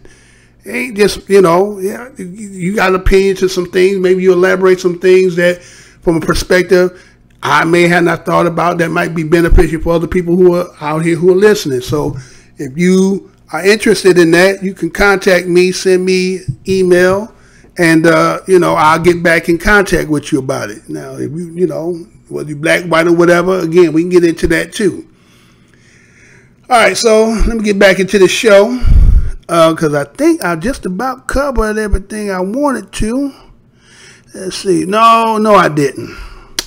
I don't really want. Well, I was gonna do that Van Dyke. But that shit is gonna be extremely long because I'm gonna play some of it. I ain't gonna play it all. I'm just gonna play some of it. I think y'all that, you know, you come over here and you listen. This here, man. Now listen to this cat, and I'm not sure if many of y'all are familiar with what happened with the Laquan McDonald story in Chicago. And they're just about winding down. The defense is now up the deck. They were supposed to have been today. They canceled it due to, say, one of the jurors was sick. I think they didn't do it because they were supposed to be on TV today.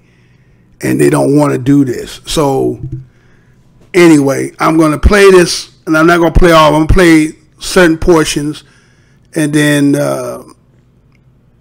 you know, I'll tell you what I think about it. But check this out.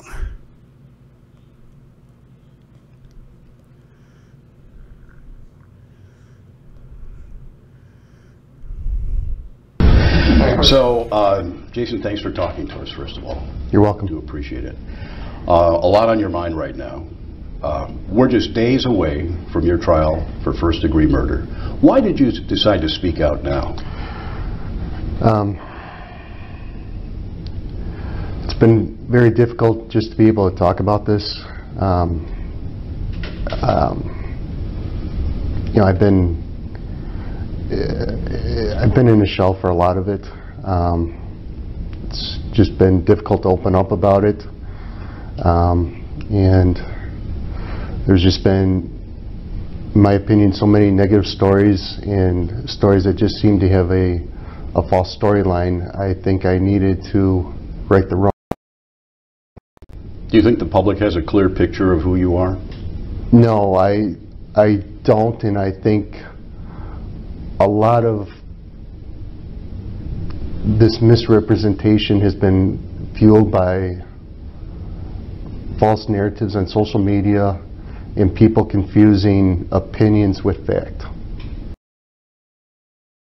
I got to jump in on that. Can't believe that shit, man. Hold on, wait a minute. Again, everybody has their interpretation about when they're in a certain situation or scenario. I'll give you that. But based on the simple fact, if you've seen what I had already showed you about that, when you seen how Laquan McDonald, whether he had a knife in his hand, a little pocket knife or what it was in his hand, okay. Here you are as trained police officers, right? Your job is sometimes to de-escalate situations, or you have to do what you have to do to apprehend a person, right? According to the, scenario or the situation. Now, when you go back and if you look, I could play it, but I don't want to do too much. You see that Laquan McDonald is verging away. He's merging right from him. When you see initially when him and his partner drives up, he's already trying to jump out the car. You see the door kind of open. He tries to jump out. The partner says, no, let me go back around. So they go around. There's a car that was already there and parked behind him. And then they get out. They got guns drawn, right? And as he's approaching towards in the vicinity where they are, and he sees them, and the line in the street, he's merging right of that, and they're on the left side of that.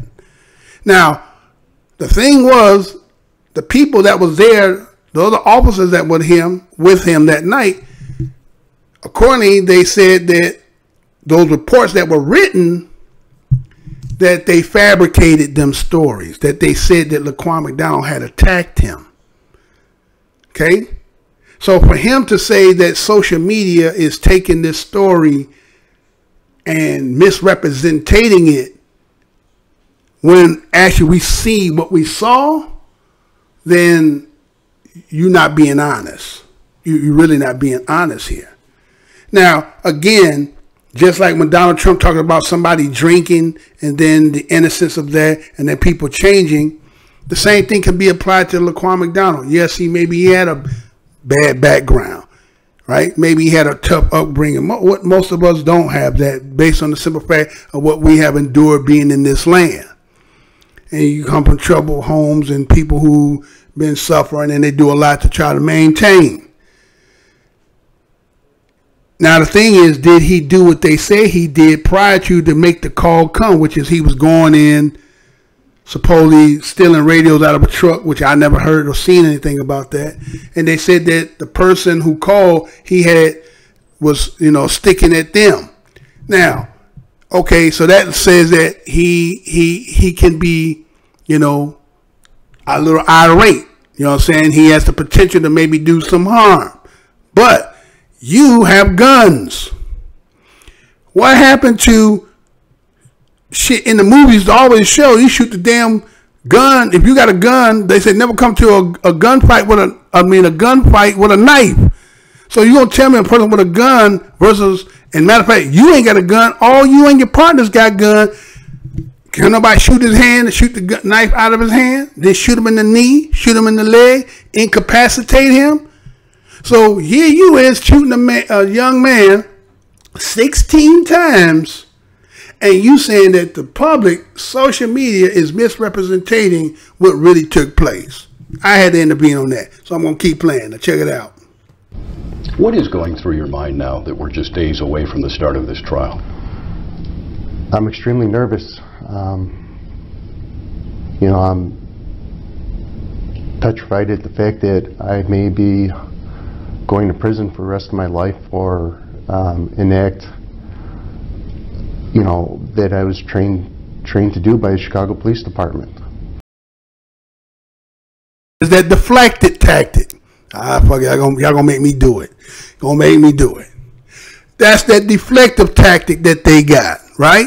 You putting it off on the training of what I do as a job. They train you to do certain shit, but then there's accountability that you got when you have to judge a situation that merits what you did. That had nothing to do with the police department. The onus falls on you. It was your judgment call. And based on what was said, if there is 6 other police officers, how come none of them fired their weapon? So how much of a threat could he have been if you the only one unloading your gun? And matter of fact, to get 16 shots, I'm still trying to find out what kind of gun you had.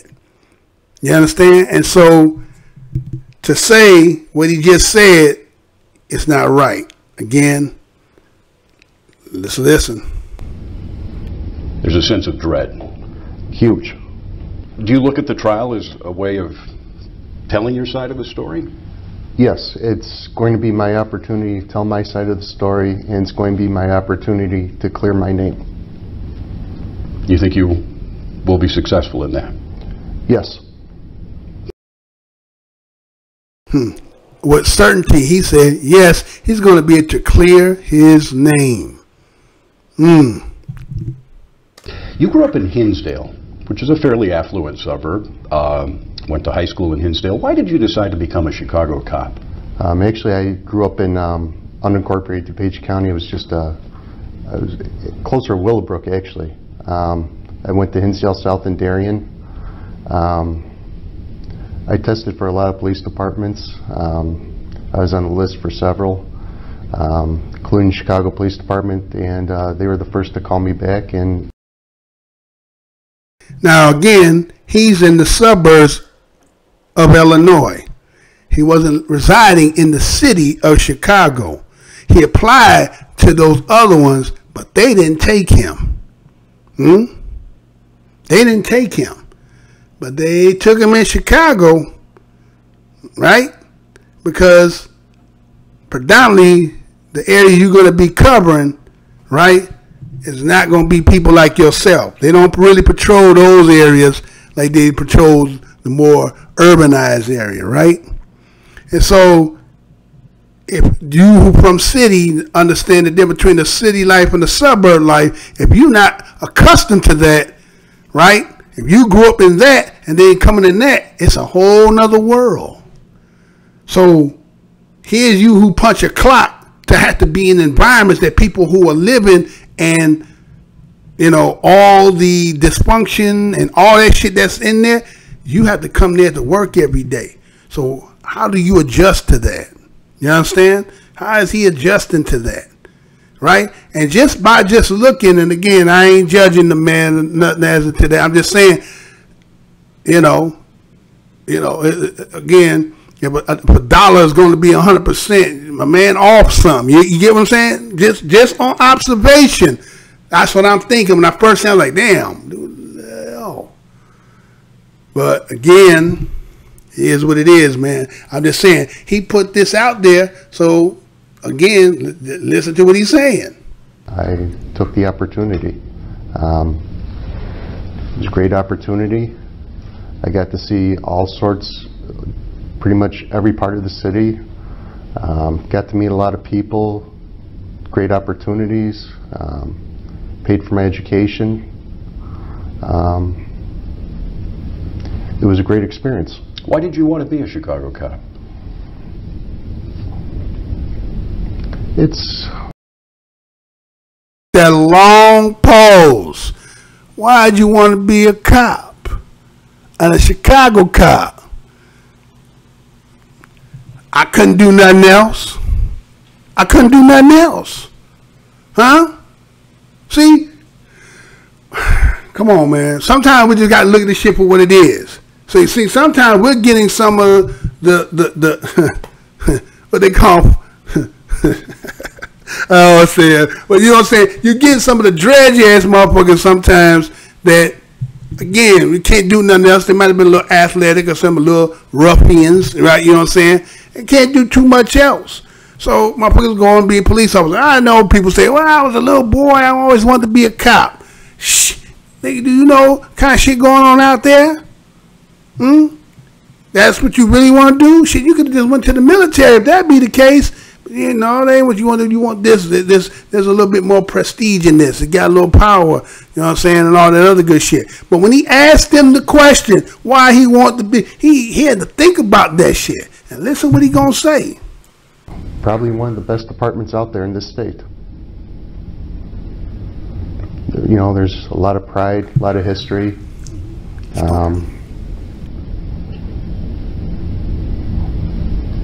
I mean, just look at the uniform.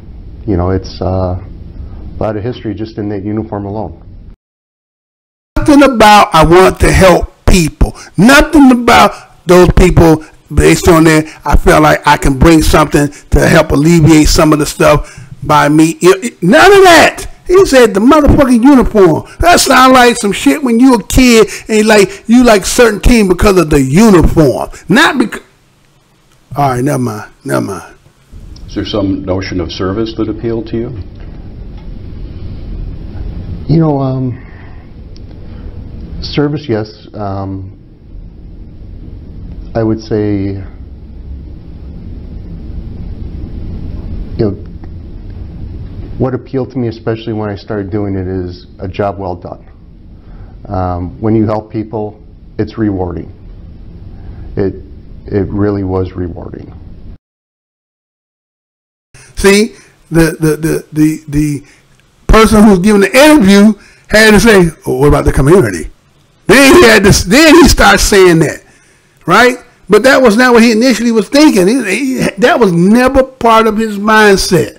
No, he give a shit about them. That's where they live. I don't, you know what I'm saying? If I am living there, it's only due to the fact that I got this job. That's the reason why I am living in here. But other than that, I wouldn't be, you know what I'm saying? I ain't doing that shit. So it ain't about that. So he wants you to believe that people who, again, when white folks who coming from other areas that have to be in the environment that we're living in, and this is something you're not used to, then how do you adapt? Because you already fearful because of you could be just the hearsay about what you hear about what goes on. I mean, they publicize a lot of that shit about what goes on in our communities, right? Anytime somebody, you know, robbing and shooting, that is always magnetized on the news. But when we get in their news, is they cooking or they got some little show. Ain't too much, you know, unless it's bad enough that most of the time they get in there. But most of the time it's mostly us in there. So here you living where you live in the area that he's coming from is 90-something% white, right? So he didn't. Matter of fact, I think it was like 1% black. So that's 9-to-1. You ain't seeing you ain't gonna have that kind of, you know what I'm saying, interactions with black people, especially in that kind of dynamic. So of course, when you come now and you in that environment, you gonna be scared. You understand? You gonna be scared because you ain't used to that kind of shit. That shit is like what they say. Well, those niggas are in the jungle. Okay, now you in the jungle. Now, are you made for that shit? Or just because it got a pretty uniform and it got a good reputation? See, you in it for the wrong reason. Moving forward. Let's talk about some of your experiences as a police officer. You were on the streets for, what, 14 years? Yes. You worked in some pretty rough neighborhoods, right? Largely through your career. Yes. Where did you work? I was assigned to the 9th District, 7th District, 8th District. I worked a citywide unit. I worked a couple area saturation teams, Area 1 and Area 2. Damn! What if I told you I worked at Burger King, KFC, McDonald's, Chipotle, Dunkin' Donuts? What would you say? God damn, nigga, you can't hold a job. Huh? Like, God damn, man, what's going on? See, you ain't gonna say that part. Hey, I worked in all these different places. Why are you moving from place to place to place to place? Something wrong here? Moving on. These were some tough neighborhoods, we said. What did you see? How did that impact you when you were first starting out? You know, you see a lot of bad, but you also see a lot of good. There's good in every neighborhood. There's, of course, bad in every neighborhood. It's up to you to make sure you see both, and you're able to differentiate between the two. What was some of the good that you saw? Good, I saw, you know, a sense of community. You saw that a lot. You know, I'll just say, like when I had to do the Bud Billiken parade, I was at the tail end of the parade. It was mainly families picnicking, you know, hanging out. Always, oh, hey officer, how you doing? Hey officer, would you like a bite to eat? Would you like something to drink? We're glad. Talking about one event. He's talking about the Bud Billiken's parade, where they're out there, there's the parade, and then people are cooking on the side. That's just one event. In 14 years, you're just talking about one event of the only good, and that's when, hey, officer, huh? Some of y'all may not know what I'm talking about, but I'm just, those who might know, you know. That's what he's talking about. Bud Billiken parade. That's one event, and that's at the beginning, but the school year starts off with the Bud Billiken parade, right? You talking about the good and people's only that? What about the other times when there ain't no parade? There ain't no goodness going on? Ain't no community going on? Ain't no interaction with you and the people then? No? Only at the Bud Billiken parade? All right. Glad to see you. And what was some of the bad that you saw working the streets? Despair, hopelessness.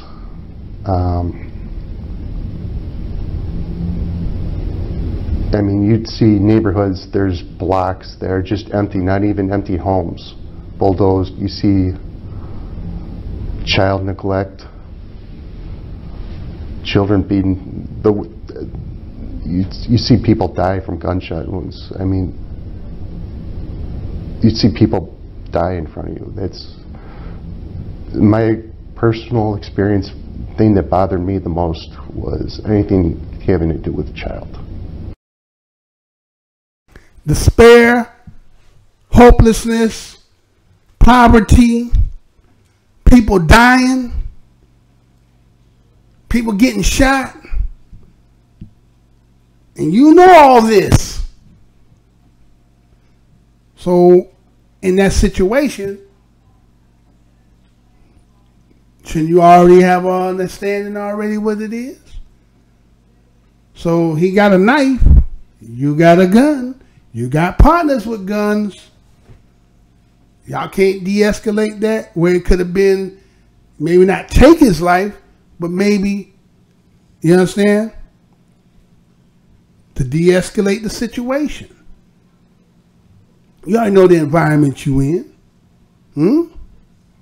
Despair. Matter of fact, historically, what is the attributing cause and effect that got the people like that? Is that something historically? Or is it this whole thing? Take responsibility, black people, for what you always want to keep blaming.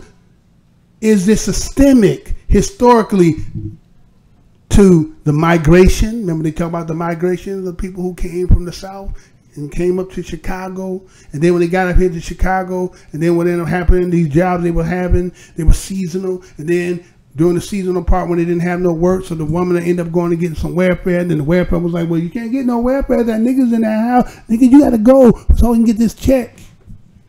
And then when it started breeding, and then now man gotta hustle. Now you create an environment they hustling. Try to make that money, whatever it takes to make them, you start, this is cause and effect. And this is just years and years of that shit that no one come to put, everybody trying to put a Band-Aid on a gunshot wound and thinking, well, we're doing something. You're not doing shit. And they'll say, you know what? They wilding over here. No, this is just systemic shit to just the bad management, what they call slumlords, right? See, everybody want to talk about what black people in the community, that they run their communities down, but they don't own where they live. So isn't it the onus on the people who own to keep the upkeep? But they don't have to, because why? It don't make sense to invest my money to upkeep when the value of the property has been broke down because you live in it. See, nobody want to talk about that part. So the breeding of the condition is from those who own it. But you can't say that. No. It's them. Giving them the worst school systems in America. You're giving them 19th century in the 21st or 20th century education in the 21st century world. They living like this. So dog eat world is what you breed. And then this is the job you got to be in. Are you built for that? Because it seems like you've been having problems because they keep shifting you. Like some of them priests, they keep shifting them. Teachers, they keep shifting them when they got problems. That was the worst. Tell me about that. Why was it? Why did it impact you?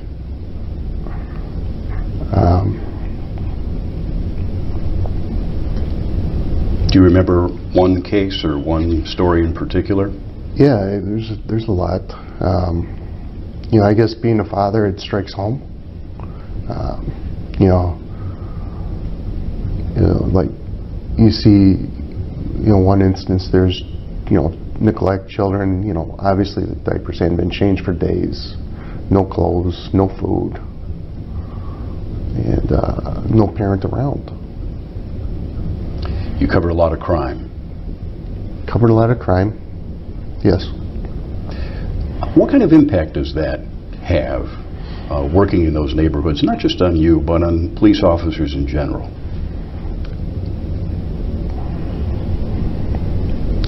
I think the effect that it can have is it can make you appreciate what you have at home. You have to take the bad with the good. You appreciate what you got. Ain't that something? You're lucky to have what you got. But because again, as Paul Mooney says, you have the complexion for the protection. You have the complexion for the protection. See, when you are a byproduct or an ancestry or in the family of, even in your lower state, you got somewhere you can go, hey, I need some help, and you can get it. But when you in the oppositional aspect of it, right, especially if you're a man, where do he get? Where does that black man, when he don't have the education, when he been hustling and then he caught felonies when he was younger, and now he can't obtain employment, what ended up happening? What kind of environment is going to breed in? Now, I'm not condoning it. I'm not ever going to condone that shit. But I'm just saying this is the cause and effect that a lot of people will not, and everybody say, well, you got to pull yourself up. That's bullshit. Pull yourself by your bootstrap when, again, if we started a race, but the starting line for me didn't start at the same place you started. If it's a football field that's 100 yards, you already on the 40. I'm back at the end zone on the other end. You already got 60 yards ahead of me. All I can do is try to close the gap. But at the same time, you're making all kind of other ways to keep me from doing that. Yes, some roses grow out of the concrete. They do. But that don't mean all are. And then some people will say, well, that happened so far back. Why you keep holding that up? Because they have not been repaired. And this is what we're seeing. not repairing due to what you cause cannot self-heal itself, no matter how much people will keep trying to say, we're going to take responsibility. You still got a hole that can't be covered. Now, some of us come from people, and again, I say this not to be discouragingly, but let's just say this. Not all of us came from field niggas. I'm going to say that again. Not all of us came from field niggas. Some of us came from house niggas and benefit from house niggaism and benefit, learned something and still had a step above, which today you call bougies. You call the bourgeoisies. Huh? Talking about the classes. I heard somebody say, oh, well, this ain't that racism. It's about the caste system that was in India. I said, well, shit, nigga, we've been on the planet before a caste system. That's something new. That's something somebody else invented, and it still had to do with color. It still had to do with the difference between we are Oli, you are Swin. Shit from the Flintstones back in the day. He is Oli and I am Swin. Right? Color caste system. The Dravidians became the untouchables, the most darkest ones. So if it ain't about color, again, it's always about race. But continue on. Let's listen to him. I ain't going to do it all, y'all, because this is about 40 minutes. I ain't going to do all 40.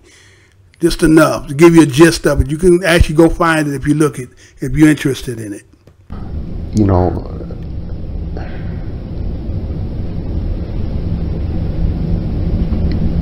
it affects you, yes. But, you know, that's what you have. If you have a good partner, it's like a good marriage, and you rely on each other to get through it. Does it harden you? Does it desensitize you in any way? I don't think it desensitized me at all. Anytime you saw that, if you see somebody in despair and it doesn't affect you in some way, then it's time to move on.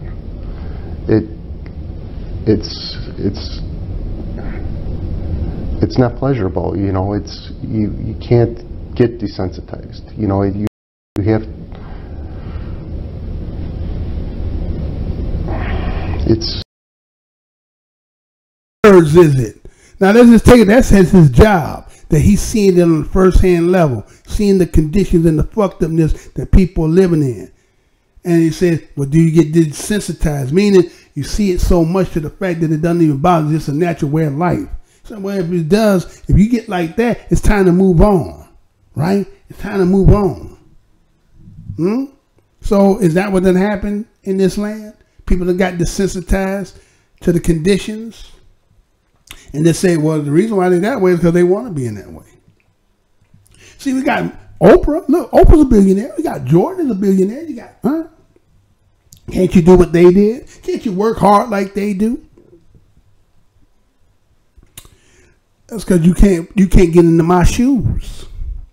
See, in your shoes, you have all the answers. But my shoes, those answers are not applicable.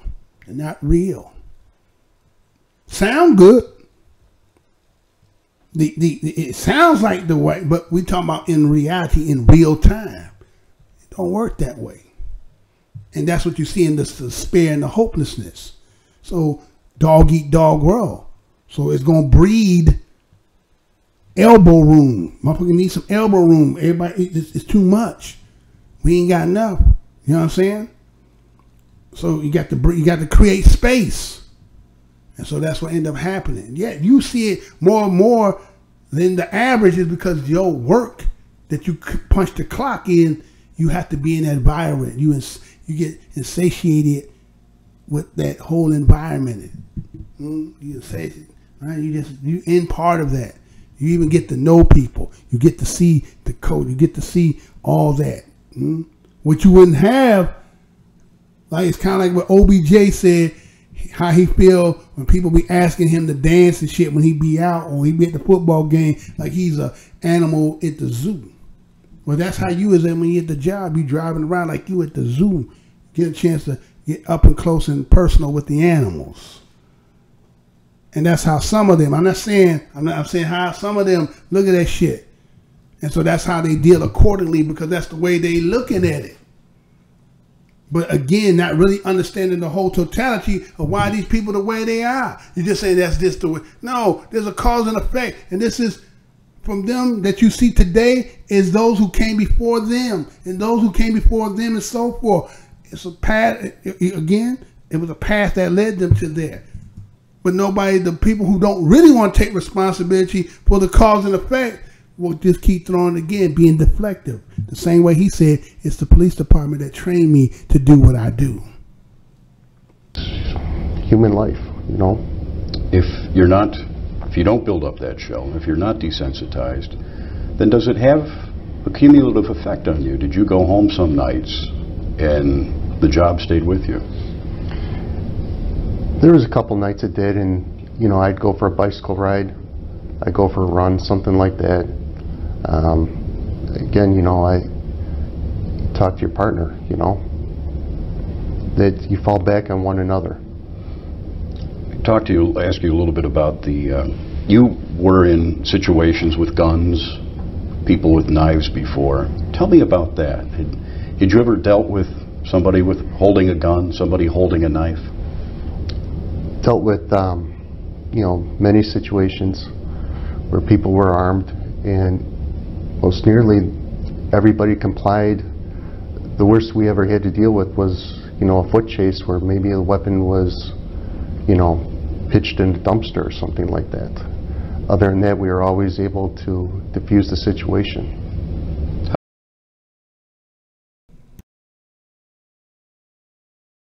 So you could chase somebody who got a weapon and not shoot, and here's somebody who's moving away to get away from you, but you just shooting. See, that's what he said. He said they complied. But there was a time when somebody ran, but they also had a weapon. We end up getting them, but you didn't shoot them. You chased them down. You didn't even have to chase him. You just came out firing. Matter of fact, your partner told you stop loading your gun to do it again. Yeah, we know. How do you diffuse the situation? Quick wit. Talk them out of it. Talk. Always talk. Ain't that something? Ain't that something? He's saying all the right things now, but that night there was no talking.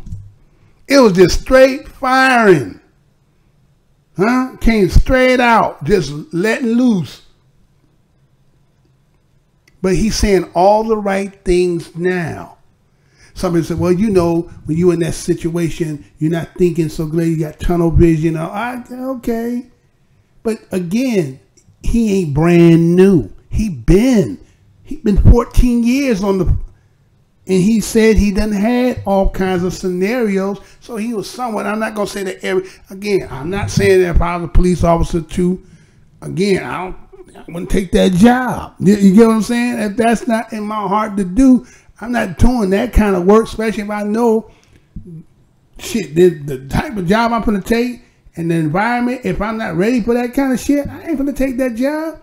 I don't want to have to carry that shit if I do some shit. But no, need a paycheck.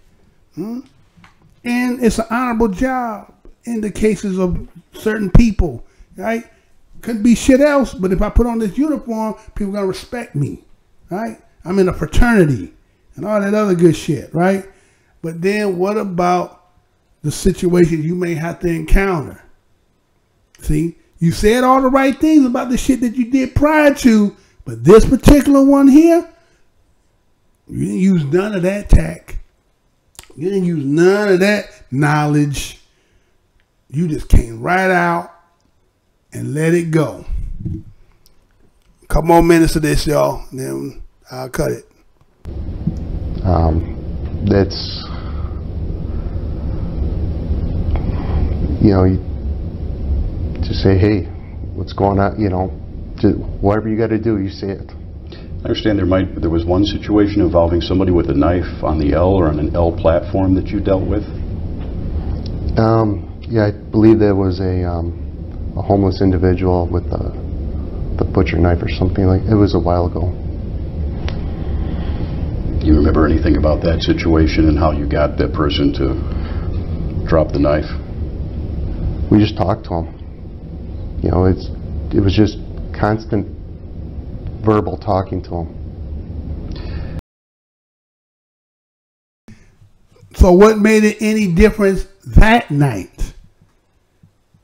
What made it any difference than any other time that you dealt with those situations that you could not at least try to talk? Because again, I may just play to end before I go off. I'm going to play that night again. And listen to what he done said. And then where was all this that night? How is it that the minute you get out your car, within seconds, you firing? But you talking about what you just said now. Remember what he said, y'all? Remember all he just said. He said, oh, he been in a situation before. We talk. But this night, no, ain't no talking. This night, I'm going to let the gun do the talking. I'm going to let the gun do the talking. Did you see yourself rising in the ranks of the Chicago Police Department? Was that your goal? You know, I don't know. I took promotional exams. You know, obviously everybody wants career advancement. I'm not sure, to be honest. The exam, couldn't pass it. Wasn't qualified to be advanced. You're going to stay and be a foot soldier. That's it. It's with you. Not sure. Something you didn't think about. Everyone's going to touch on this a little bit later in the story, but I think we can talk about it here as well. Do you think Chicago police officers get enough support, emotional or psychological support from the department to deal with some of the things they see on the street, they have to deal with on the street?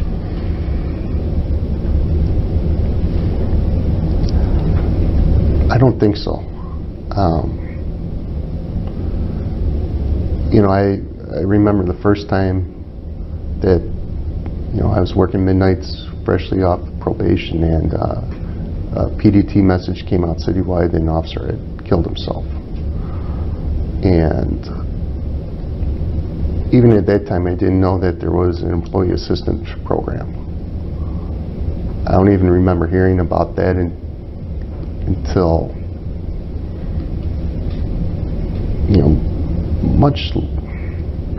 much later. I think it was probably 10 years later on in my career. We had a talk by Deputy Superintendent, I think it was Dana White, and he was talking, it was near the holiday time, and he shared his personal experiences with us, and he wanted us just to make sure that, you know, there's resources out there, and, you know, the holidays are a difficult time, and you need something, reach out to it.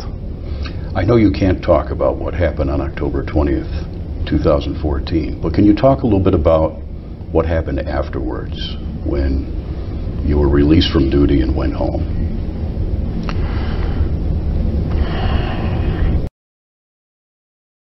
To this, he gonna talk about what happened after what he did on October 20th. Today is October 2nd. We're coming on the anniversary. Listen to what he says. Yeah, I think I was in a daze. You know, everything's just winding down.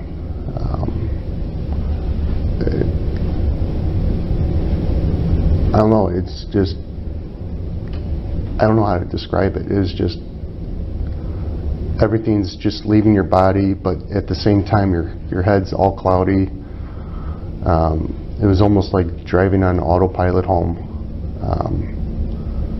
You know, I think my wife was leaving for work, and I was just getting home. I was getting home late, and you know, I remember going downstairs into the shower and just,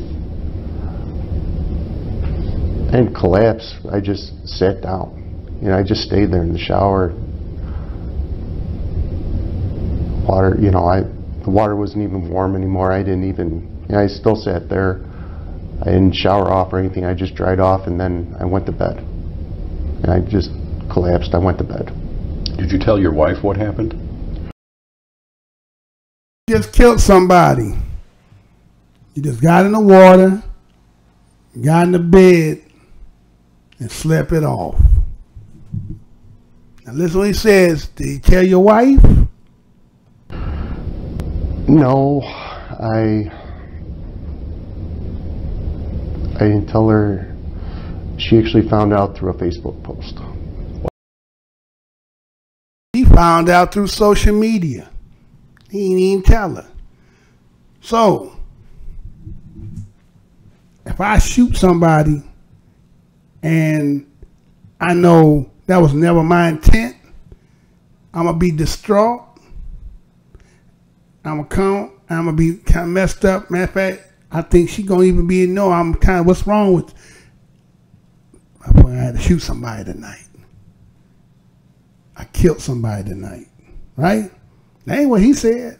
He ain't tell her shit. She found out through Facebook. Going on. Why didn't you tell her? I didn't want her breaking down before work. What? He didn't want her breaking down? What's she gonna break down for? Why is she gonna break down? Why is she gonna break down for? What is she breaking down for? You the one that did it, not her. She gonna feel for you, but she not gonna break down because she ain't do it. That's what you carrying. All right. It was still, I guess it was selfish of me not to tell her right away, and I guess I was still coming through the realization of everything that had been going through, what had happened, hours before. Did you know at that point that your life had changed forever?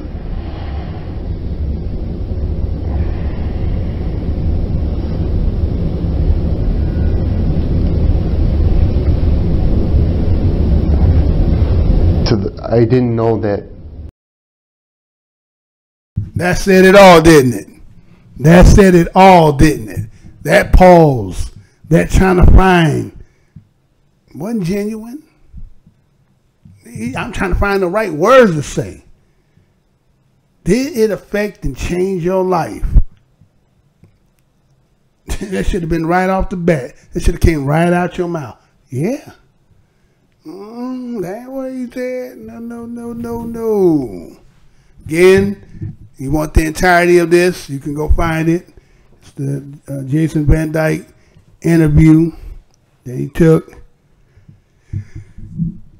I could play the rest, but I don't want to hold y'all too much longer. A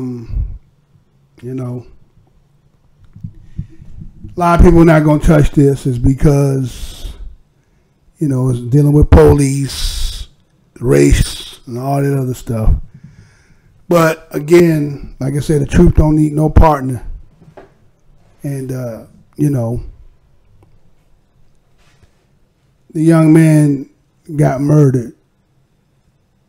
And the way he got murdered, right, there's no justification on how they want to even do this. Again, I already showed that some of the stuff that was said in that case and just in the beginning, how what was said, there was a Freudian slip by his, attorney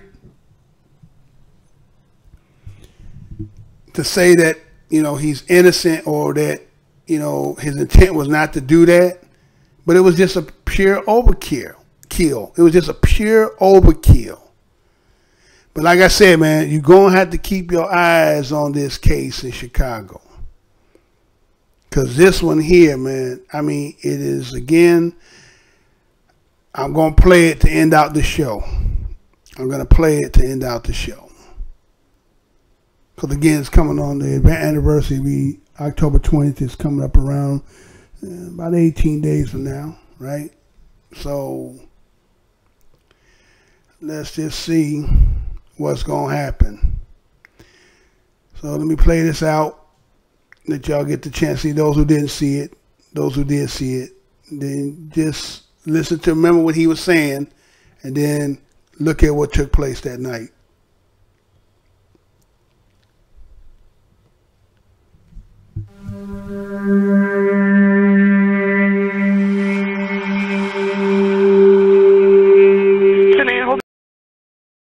By the United Rental, a male who we caught breaking into trucks and stealing radios. He's holding them. This guy kind of walking away from me. He's got a knife in his hand. Hi, anybody have a taser? How about 40 in Keeler for 815 Robert? Looking for a taser. Armed offender. Popped our tire on our car, squad. 10-4. Anybody close? 40, they're more by car. 45 Robert, we're about 2 blocks away.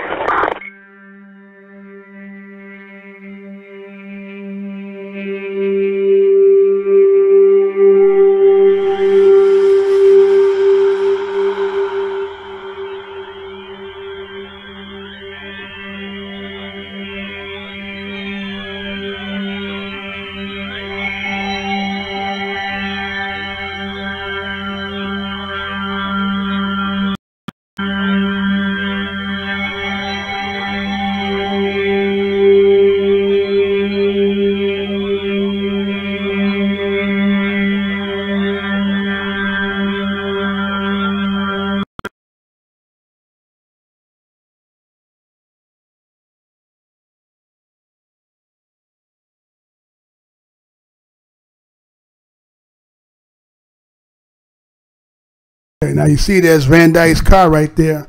That's that car in that box. You see Laquan McDonald's running. You see the door open. Look to the car to the left. You see the door ajar, but it's going to close back. You see it? The car still is moving. He was about to jump out. That's Van Dyke right there, right? That's him. So they close the door. They drive up, right? Now you see Laquan is in the middle. Say something is in his hand, right? You see how he's merging outward. He's moving outward. Now you see Van Dyke is getting out of the car over there, right? And the report officer says McDonald attacked Van Dyke. But you see him, see how he's going outward, out.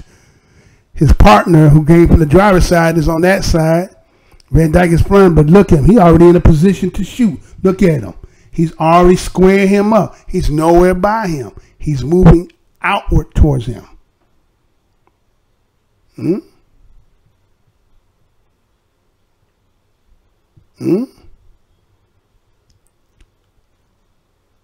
Huh? Cold-blooded. Cold-blooded. That's all you can say. You don't show no more of that. There's no defense for that shit. There's no defense for that shit, period. There's no defense. Regardless of what he was doing, there's no defense for that shit. 16 times. Unloaded. And was going to reload again. So, keep your eyes on Chicago. What's going to transpire? Because, matter of fact, Chicago had a truce. The brother that actually got this videotape release, he called a truce of the gang, and they've been upholding it. They went a whole Friday, 22 hours, and nobody got there was not one report of a shooting nowhere in the city. There was not a shot nowhere. Okay? Now there's been a couple things here and there, but I'm just saying. See, because they're saying that he's trying to incite a riot. I don't think that's what he's trying to do. I think it's just the awareness of what's taking place. And like I said, just stay tuned to the possibilities of what can transpire in this. Because, I mean, you've seen with your own eyes. They're saying that they had to reenact the situation to give it from his perspective. There's no perspective you could give me other than what I've seen. The perspective, the view that I see him from and the way he's moving, you can't justify what you did. And that's just the bottom line. I know I don't like, no, man, you know, but it is what it is, man. See, again, telling us to take responsibility. You're going to have to take responsibility for shit sometimes that you do, that you know you fucked up in. And you can't keep hiding behind shit and then leave the onus on us. And then keep putting our people in a psychological state of fear and all that shit. That shit ain't cool. That shit ain't good. I know y'all. A lot of them they're not going to touch this. YouTubers are not going to touch this. But I did. It is what it is. I don't have no hat in this race.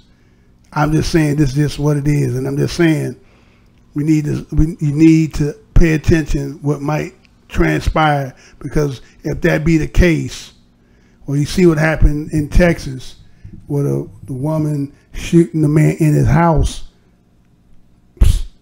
What's next? You get what I'm saying? When are you going to give us the W when it's too obvious? Questionable? Well, okay, it's questionable. But when it's obvious, then what? What you going to do now? Well, it's going to be the end for the show tonight, y'all. Didn't really want that, but I said I was going to do this. You know, like I said, I got no hat in that race. I just think that when I seen this, something spoke to me and said, you know what? Ain't nobody on YouTube not going to really touch this. It went over, it's gone. It's been already almost 4 years now. They even, you know, did a lot of hiding to even do it. But it seems funny that it's now October. And it's coming around that anniversary. I got a feeling they're going to try to pull it on the same day. Kind of like with Bill Cosby. Did y'all know that the day that Bill Cosby, they put him in jail, right? Or they convicted him. Because remember, he had that also, it was, you know, Hugh Hefner was supposed to be in that case. But man, he had died, right? So for some odd reason, they never talk about Hugh Hefner being involved in some of the allegation that Bill Cosby was in. But the day that they convicted him was the day that Hugh Hefner died. So if you think there ain't no science behind the shit they be doing, you be mistaken. Well, you know, I got to end the show out like, let's see, can I do it direct? Maybe I'll do it this way tonight. Hey, it says, go out the old way. I got to do it my way. I got to do it that way. That's the way y'all know how the show go.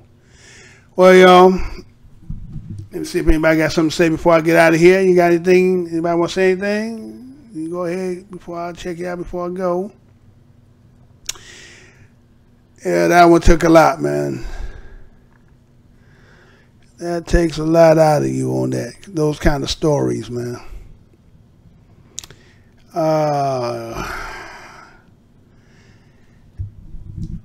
Okay, you from Shy, so yeah, you know. Okay. Y'all Abdul Kabir, okay. You from the Shy, okay, so you might be a lot more familiar with what's going on with this story. Okay, and CDG say he went to Chicago because he knows it's corrupt and he can get away with murder, yeah. Well, maybe he will, maybe he won't, but I'm assuming that based on what took place and what then transpired, again, I could show y'all the Freudian slip, right? The Freudian slip that he did, that his lawyer did. He said that he was dead on the second shot. So if he was dead on the second shot, ain't no need for 16 if he was already dead. Did y'all hear that? Didn't I play that already? Did y'all hear that one? I could play that real quick before I turn it off, just to give you that, just in case you didn't see it. That was a Freudian slip he did. I caught it. I called that shit. And let's see if I can pull it up. Yeah, I got it right here. Check it out, then I'm going to close the show out after this one.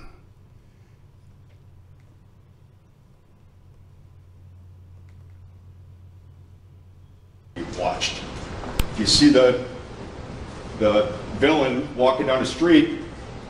It's not very fearful, but when he stops and he turns and makes eye contact with the victim, then that's when the music starts playing.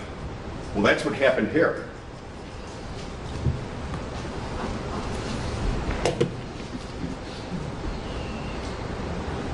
The government made a big deal about 16 shots.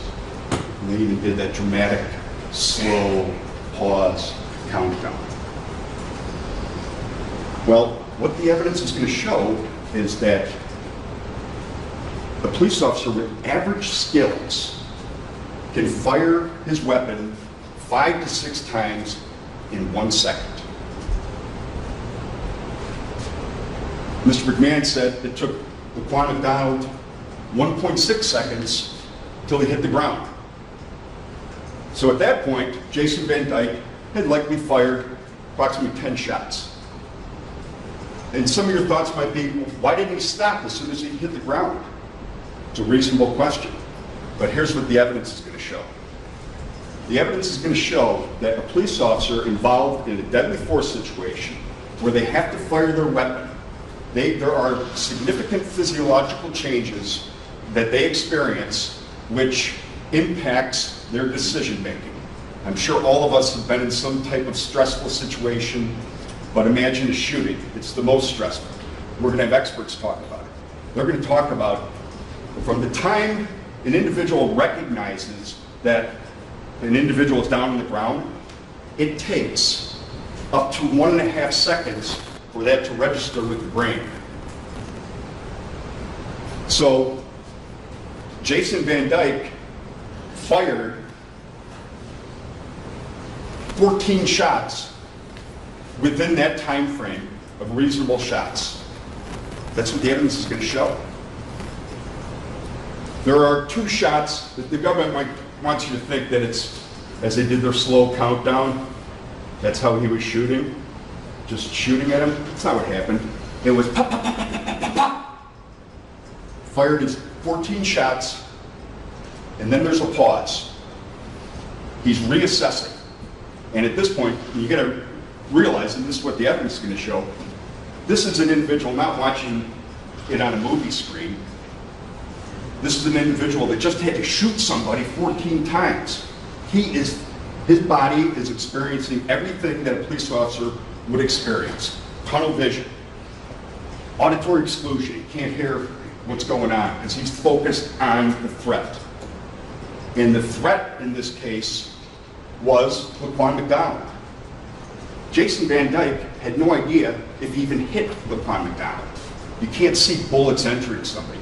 Sure, he fell to the ground. Sure, he can assume that it possibly was because of his gunshots, but he didn't know if they were lethal gunshots. He didn't know if Laquan McDonald had the ability to get back up and attack him.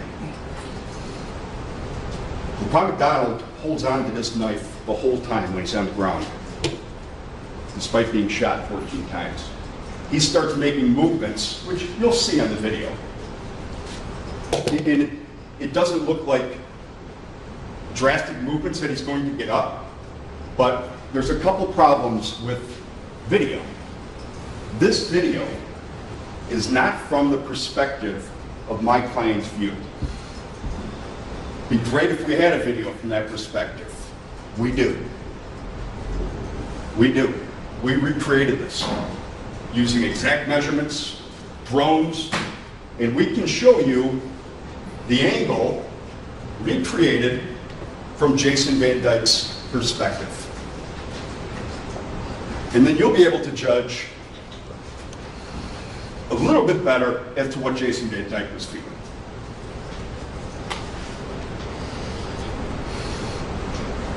Ladies and gentlemen, if the decision to shoot was lawful, there is no crime. If the decision to shoot was lawful, There is no crime. The government talks about 16 shots, 16 shots. Well, they didn't charge him with excessive force. They didn't charge him with shooting too many times. They charged him with first-degree murder.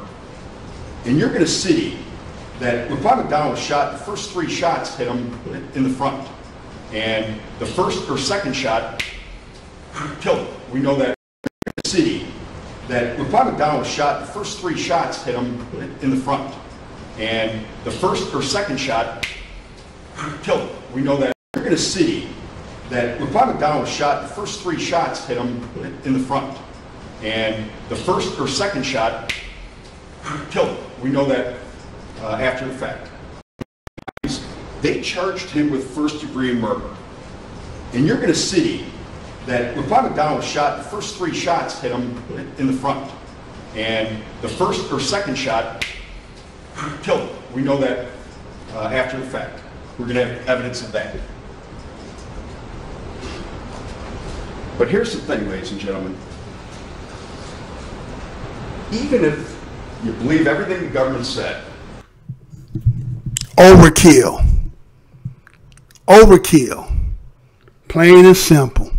He done slipped up and said the wrong shit. He said on the second shot he was dead. Well, the trial over. It's over. What else is there to talk about? He said whether it's lawful, right? Legal, whether it's lawful. If it's lawful, whether it's within the confines of the rules of the game, then then he's not guilty. So it ain't about all that shit. It ain't about overkill and no. It's about whether it was in the confines of the rules of the game, then it's good. Well, y'all, I'm in the show on that one.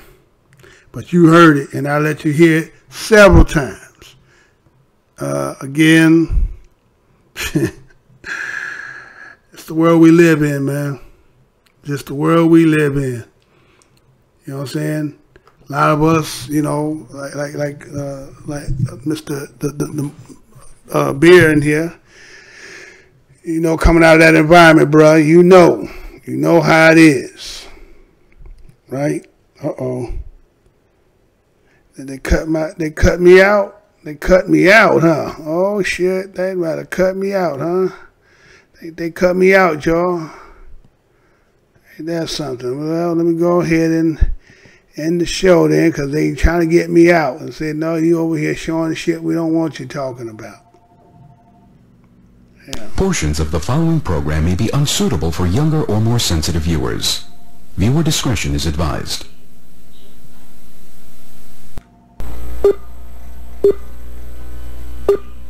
Remember, the enemy has only images and illusions, behind which he hides his true motives. Destroy the image, and you will break the enemy. I'm here to tell you tonight that the businessmen, the mayor of this city, the police commissioner of this city, and everybody in the white power structure of this city must take a responsibility for everything. Can you feel it? Can you feel it? Luther and I and everyone in this arena tonight are unified by the same great American values. We're proud of our country. We respect our flag.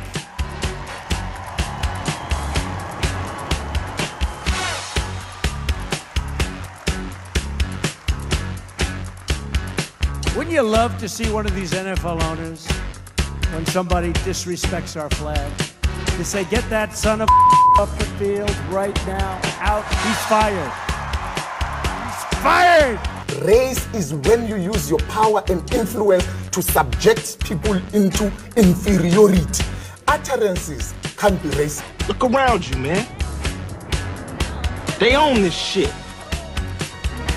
They own this couch you sitting on, them shoes you got on your feet, this building, this school, this country, you. We're behind enemy lines, dog.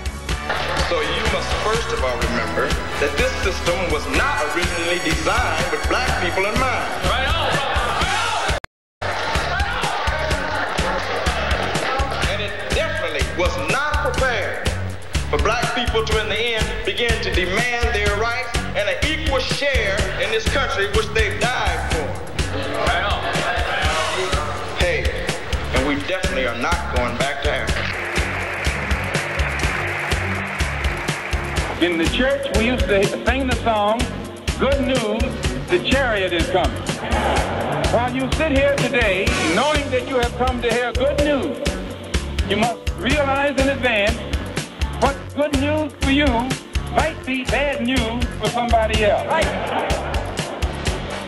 What good news for the sheep might be bad news to the wolf. They say, oh, things are getting so much better for you. In 1849, it was hitting blacks on the head 100 times a day. In 1990, they hit them 48 times a day. Isn't it better? Oh, it's got to be better. You're saying 52 blows. The only purpose of most black Americans on earth today is to destroy. I think that's noble. Italians love Italians. When Irish love Irish. But when a nigga loves a nigga, it's an unpardonable sin. They have blood in their hands. When we say they have blood in their hands, we are not saying him, George Bezos, went and killed. But white people colonized us. They dispersed us. They enslaved our people. They sucked our economy dry. They are still sucking it dry even today. That's white people. Tony Blair, George Bush, Napoleon Bonaparte, Leopold, Adolf Hitler, Benjamin Netanyahu. All white people, they are the same. They are racist and they are full of hate. I've been waiting for you. You have many questions, and though the process has altered your consciousness, you remain irrevocably human. Ergo, some of my answers you will understand, and some of them you will not. Concordantly, while your first question may be the most pertinent, you may or may not realize it is also the most irrelevant. Why am I here? Our world is coming crumbling down. The coons are coming. You got to understand that white America has an uncanny way of making the victim the victimizer. Excuse me, master, for putting my head in the way of your club. Not that your club is brutalizing my head and putting hickeys on it. My head got in the way of your free swing and broke your shiny stick, and I want to apologize for that. Your life is the sum of a remainder of an unbalanced equation inherent to the programming of the Matrix. You are the eventuality of an anomaly which, despite my sincerest efforts, I have been unable to eliminate from what is otherwise a harmony of mathematical precision. While it remains a burden assiduously avoided, it is not unexpected and thus not beyond a measure of control, which has led you inexorably here. There are more connections in the human body than there are stars in the galaxy. We possess a gigantic network of information to which we have almost no access.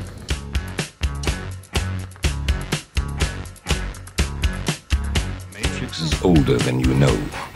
I prefer counting from the emergence of one integral anomaly to the emergence of the next, in which case this is the 6th version. 5 months before me. 3.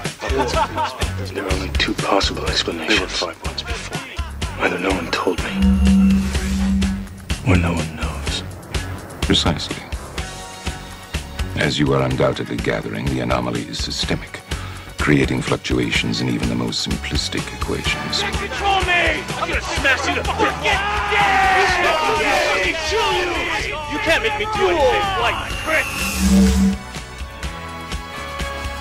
Choice.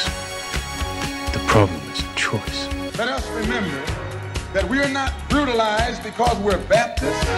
We're not brutalized because we're Methodists. We're not brutalized because we're Muslims. We're not brutalized because we're Catholics. We're brutalized because we are black people in America. Because white people made him to be what he is. They made him to look evil.